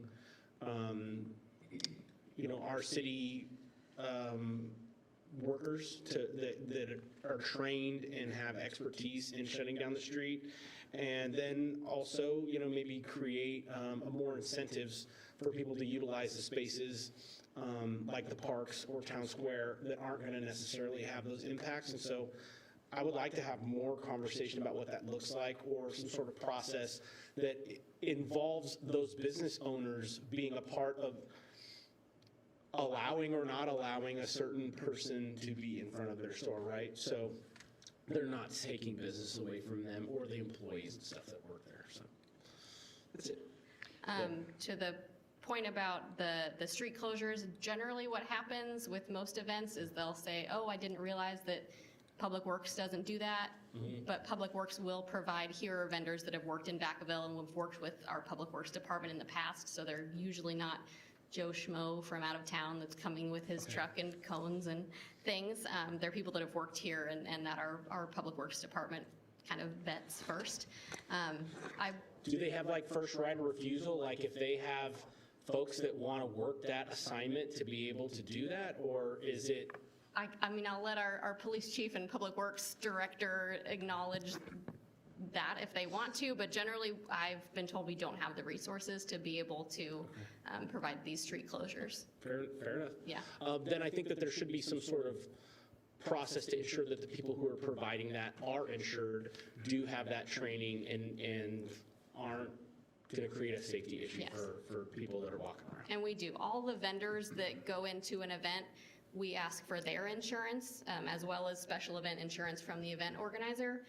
But for what you said about the unpermitted vendors, everybody that's part of these special events, we make sure that they have a valid Solano County health permit, that they have a Vacaville business license, that they have all of the things that they need to, so that we make sure we're not putting people in there that might make people sick, that sort of thing. So don't fear that the vendors that are part of street fairs that you've gone to in the past are bad players in any way. They've been vetted by the city.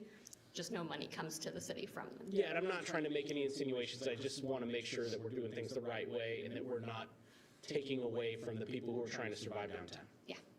Thank you for the others I've written down. Great comments, Councilmember Stockton. Because that seems to be the problem is we're trying to activate downtown, not to disenfranchise the businesses that are down there. The goal is to bring people down to enjoy our downtown and to spend time, spend money, and support the local business and activating it and with our support from the bid. And to further those comments, how can we do that in a way that understands that if you're going to rent a center here in Vacaville, you're going to pay for it. And so there are some fees that can go around it.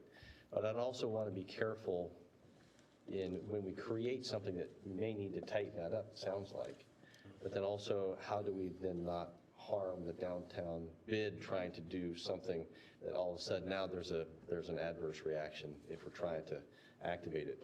To Councilmember Stockton, or to Silva's point, if we could expedite certain types, like if it's not closing a road, can it be a timeline faster? And is there an FAQ that people can look on the website so we're more transparent on what would be expected? I know that we deal with this a lot in the development side, because the unasked question usually is the one that comes out later, and then people are like, I didn't know that, and then they're frustrated with the experience. And so to your point, how can we improve the experience in that? So yeah, thanks for that.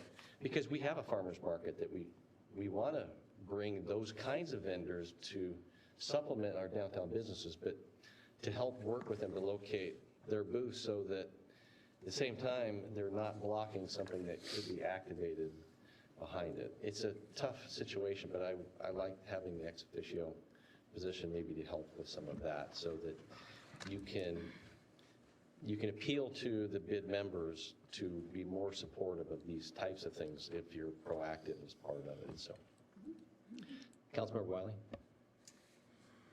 Thanks for the information, and I want to first have a couple of questions for the first part of the downtown presentation. So it's very good to put it all together and look at all the changes, because we have spent a lot of money and it looks great, so I appreciate that information.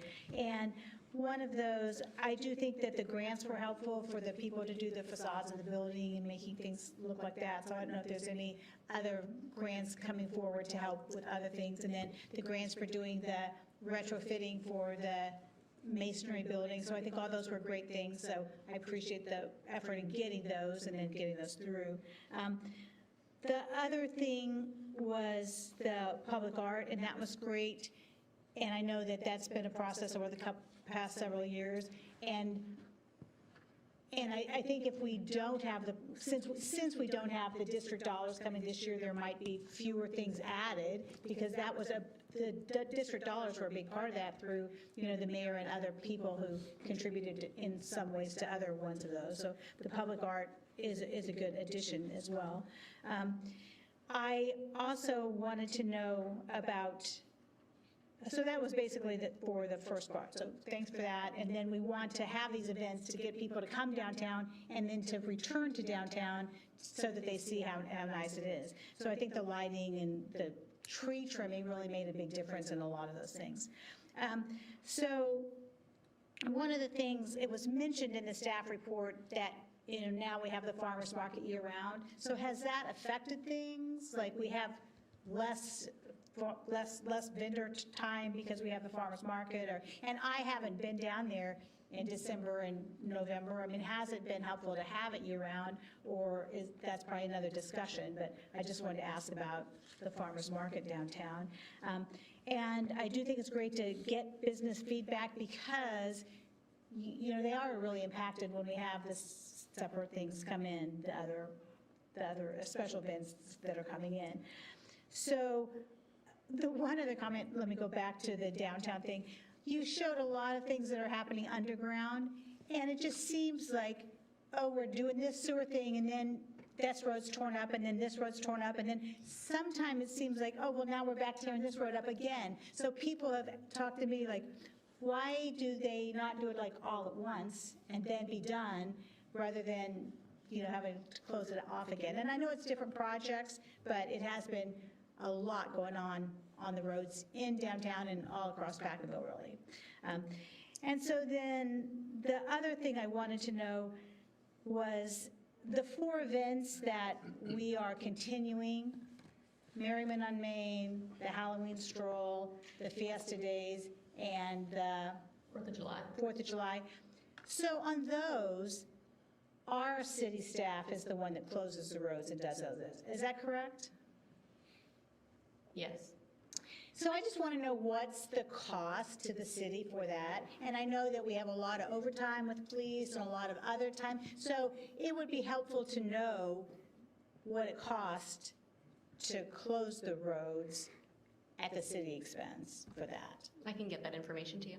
Okay, so those are my comments and questions. And as far as the farmers market, I know that it's been very dependent on weather, the year-round farmers market, so I don't believe, there wasn't one this past Saturday, correct? Correct. Because it was just a nightmare out, and nobody wants to or needs to be out in that. So we're still kind of trying to figure it out. Last year, it started earlier than ever, and this year was aiming to start in January, maybe still will start in January. It's also a kind of a downtime for the vendors, because they're all getting renewed health permits sorted out, and so they have to have all of that sorted out. Our bid director and her staff are working diligently on making sure that everybody has the right paperwork in line, to Councilmember Stockton's point, so that we're bringing safe vendors to these events. If I may briefly add, and I will not steal their thunder, but the Downtown Vacaville bid has been working on data that actually articulates the difference in downtown visits without the farmer's market operating year-round versus now. And I have that data, but I'm not sharing it because they're going to share it with you, but it really has made a palpable difference, and they will quantify that for the council because we know you're a data-driven group. So that's coming in the near future. And I did want to add, Councilmember Wiley, we had the round of funding for the first round of facade grants. At this point, we don't have any funds currently planned or earmarked for another round of facade grants. With the grants for retrofitting our unreinforced masonry buildings, we have two grant applications in with FEMA. We just got contacted on the second one, and now we're in a response to information phase where they could come at us with more questions, and we're going to answer those questions. But we're still waiting for, hopefully, a favorable outcome. If the FEMA approves our latest grant, it's basically $750,000 of federal funds partnered with local match in terms of staff time, and that would make a huge difference in getting our downtown buildings retrofitted with the help of the federal government. Okay. I have one other question. So bathroom facilities. I know that we have, Parks and Rec has that portable bathroom thing. So is that only out like a creek walk, or could a special event person say, I need a portable bathroom, or has that never come up? Or We haven't in the past let outside event organizers use it's called the Texas toilet. We're not in Texas. Things you never thought you'd have to type in emails. Yeah, we've never let other outside folks use that. It's something we could look into. It's usually just generally out there for Creek Walk and for our larger events like 4th of July, things like that. Okay, so it could be the California can, but anyway.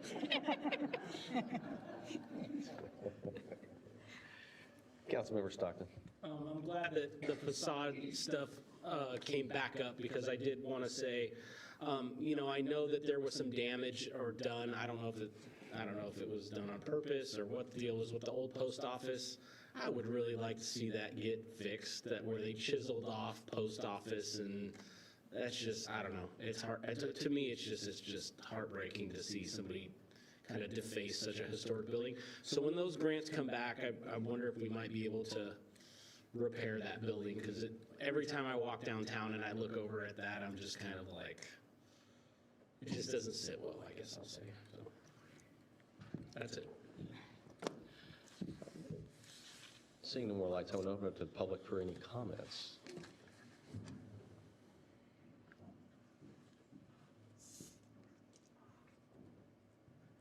Just have to make sure I don't trip coming down.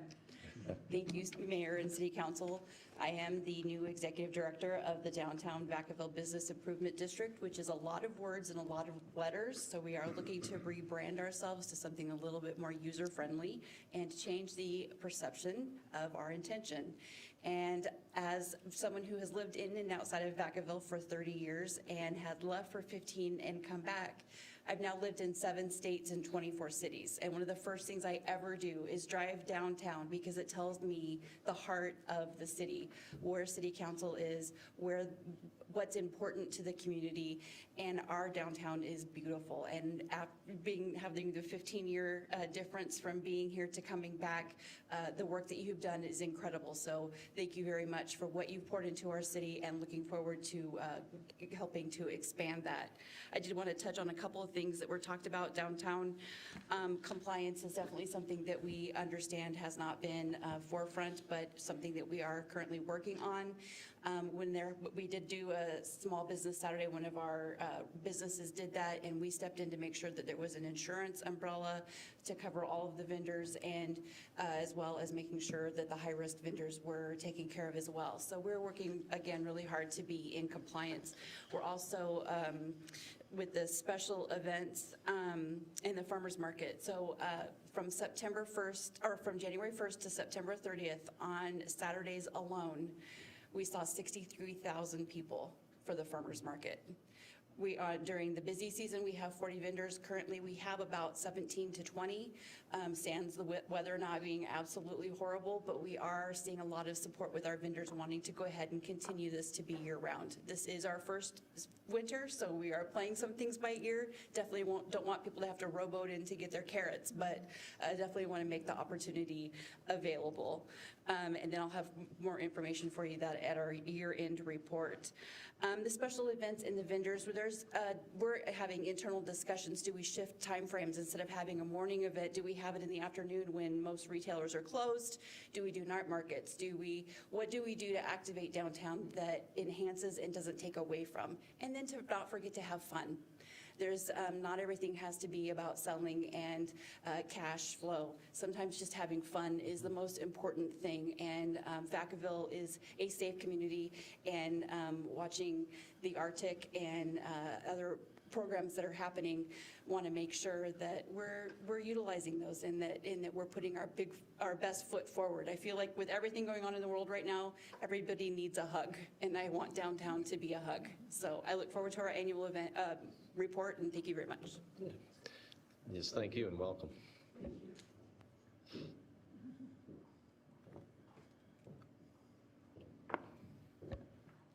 Hello, I'm Joan Marquand-Wilsey. I'm a city resident, and I'd like to talk about the special event permit as it applies to smaller events. I have been involved with neighborhood associations, and what we're hoping is there could be a simplified process for special event permits that if they're required, it's pretty much a wink and a nod, and yes, you're doing everything according to what we expect. As you may remember, I was here in 2022 with my friend Alice Freed, and we were trying to do a coffee thing in the park at Magnolia Park to see if we could gather neighbors around. And then we wanted to add a food event on Saturday with some games and stuff like that. And we ran into the special event permit request process. It was, we were kind of spontaneous in our planning, and so we didn't have 90 days. We had like 60, and thanks to Angelina and Rika Guidry and the other city staff, we were able to get everything through. But one of the things we ran into was a liability insurance requirement. We are not a group, and we were just a couple of people putting together ideas. Thankfully, the city risk management, whatever, came up for what the requirement had to be met, and Councilmember Wiley came up with some money to pay for it, because we did not have funds.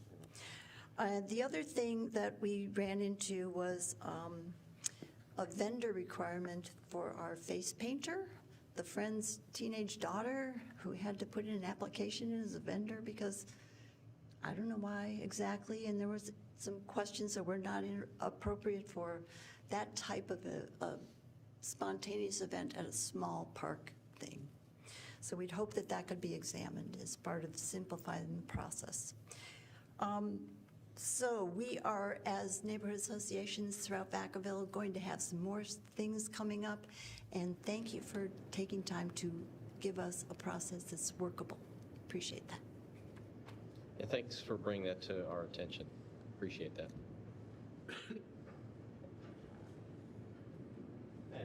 Good evening. Ryan Wold.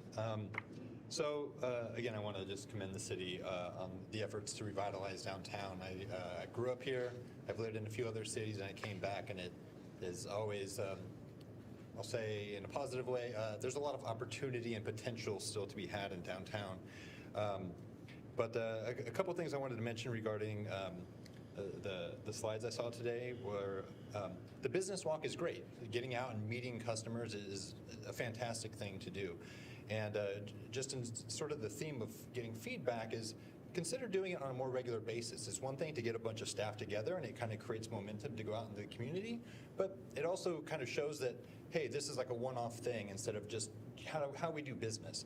And so I know each of you are out in the community, and that goes a long way. I've met a few of you out, and that it really, it really matters to connect outside of these formal things. So more feedback is great. In terms of the event process, I'd love to see the sequential diagram. Like, this is exactly what it looks like. That's what I expect from any process, especially like a city process. I did a lot of this in the federal government level for things like education loans and VA benefits and really complex services that they go across a lot of different agencies. Making it as simple as possible is a really big opportunity to digitize it first through the website, and then that will drive a coordinated effort internally, which you've already done, to communicate and coordinate inside, and then ultimately deliver a very streamlined experience to citizens, so they know what they need. I just go online, click a couple buttons, it literally walks me through, and then I leave with my permit. That's what I would expect. That's what I get from my bank, so that's what I expect from my city. Again, I just want to commend the coordinated effort of this, working with the partnership for the downtown. I think that's great. It also just reifies to me that like the city is a platform now. Like we talked about technology earlier, we talked about mobile applications. Like it's a canvas in which we're developing, and so like you might hear this, especially coming into smart cities and a lot of different things. But the city is a platform, and the more we can take in feedback and then be responsive to it. Doesn't mean we always have to say yes, but to be responsive. I heard you. This is the process if there is one. I think that is going to bring out the existing like latent potential for innovation in this city. If we can build in feedback from the start, like everything that we put out is a product. So I go on the website a lot. It's a cool publication, but it's not an application. It's not a transactional mechanism to conduct the business of the city. It feels like, you kind of see the coordinated effort there, but I think this is an opportunity to lean into the city as a platform based on being responsive. So great job, and thank you. Yeah, thanks for sharing. Anyone else? Seeing none, I'll go ahead and close the public comment portion of this and say thank you for the work up to now. There's some great ideas coming from the public as well. I mean, it is important the more transparent we can be and the more we can use our website to share information and share processes. I think that's not a new recommendation, but it's nice to have it reiterated. So thank you very much. It's a no action item, but I do appreciate, I'm sure there's a lot of feedback that goes with it. So as we step into adjournment, I just wanted to call out Brian Oxley, our new Public Works Director. Congratulations.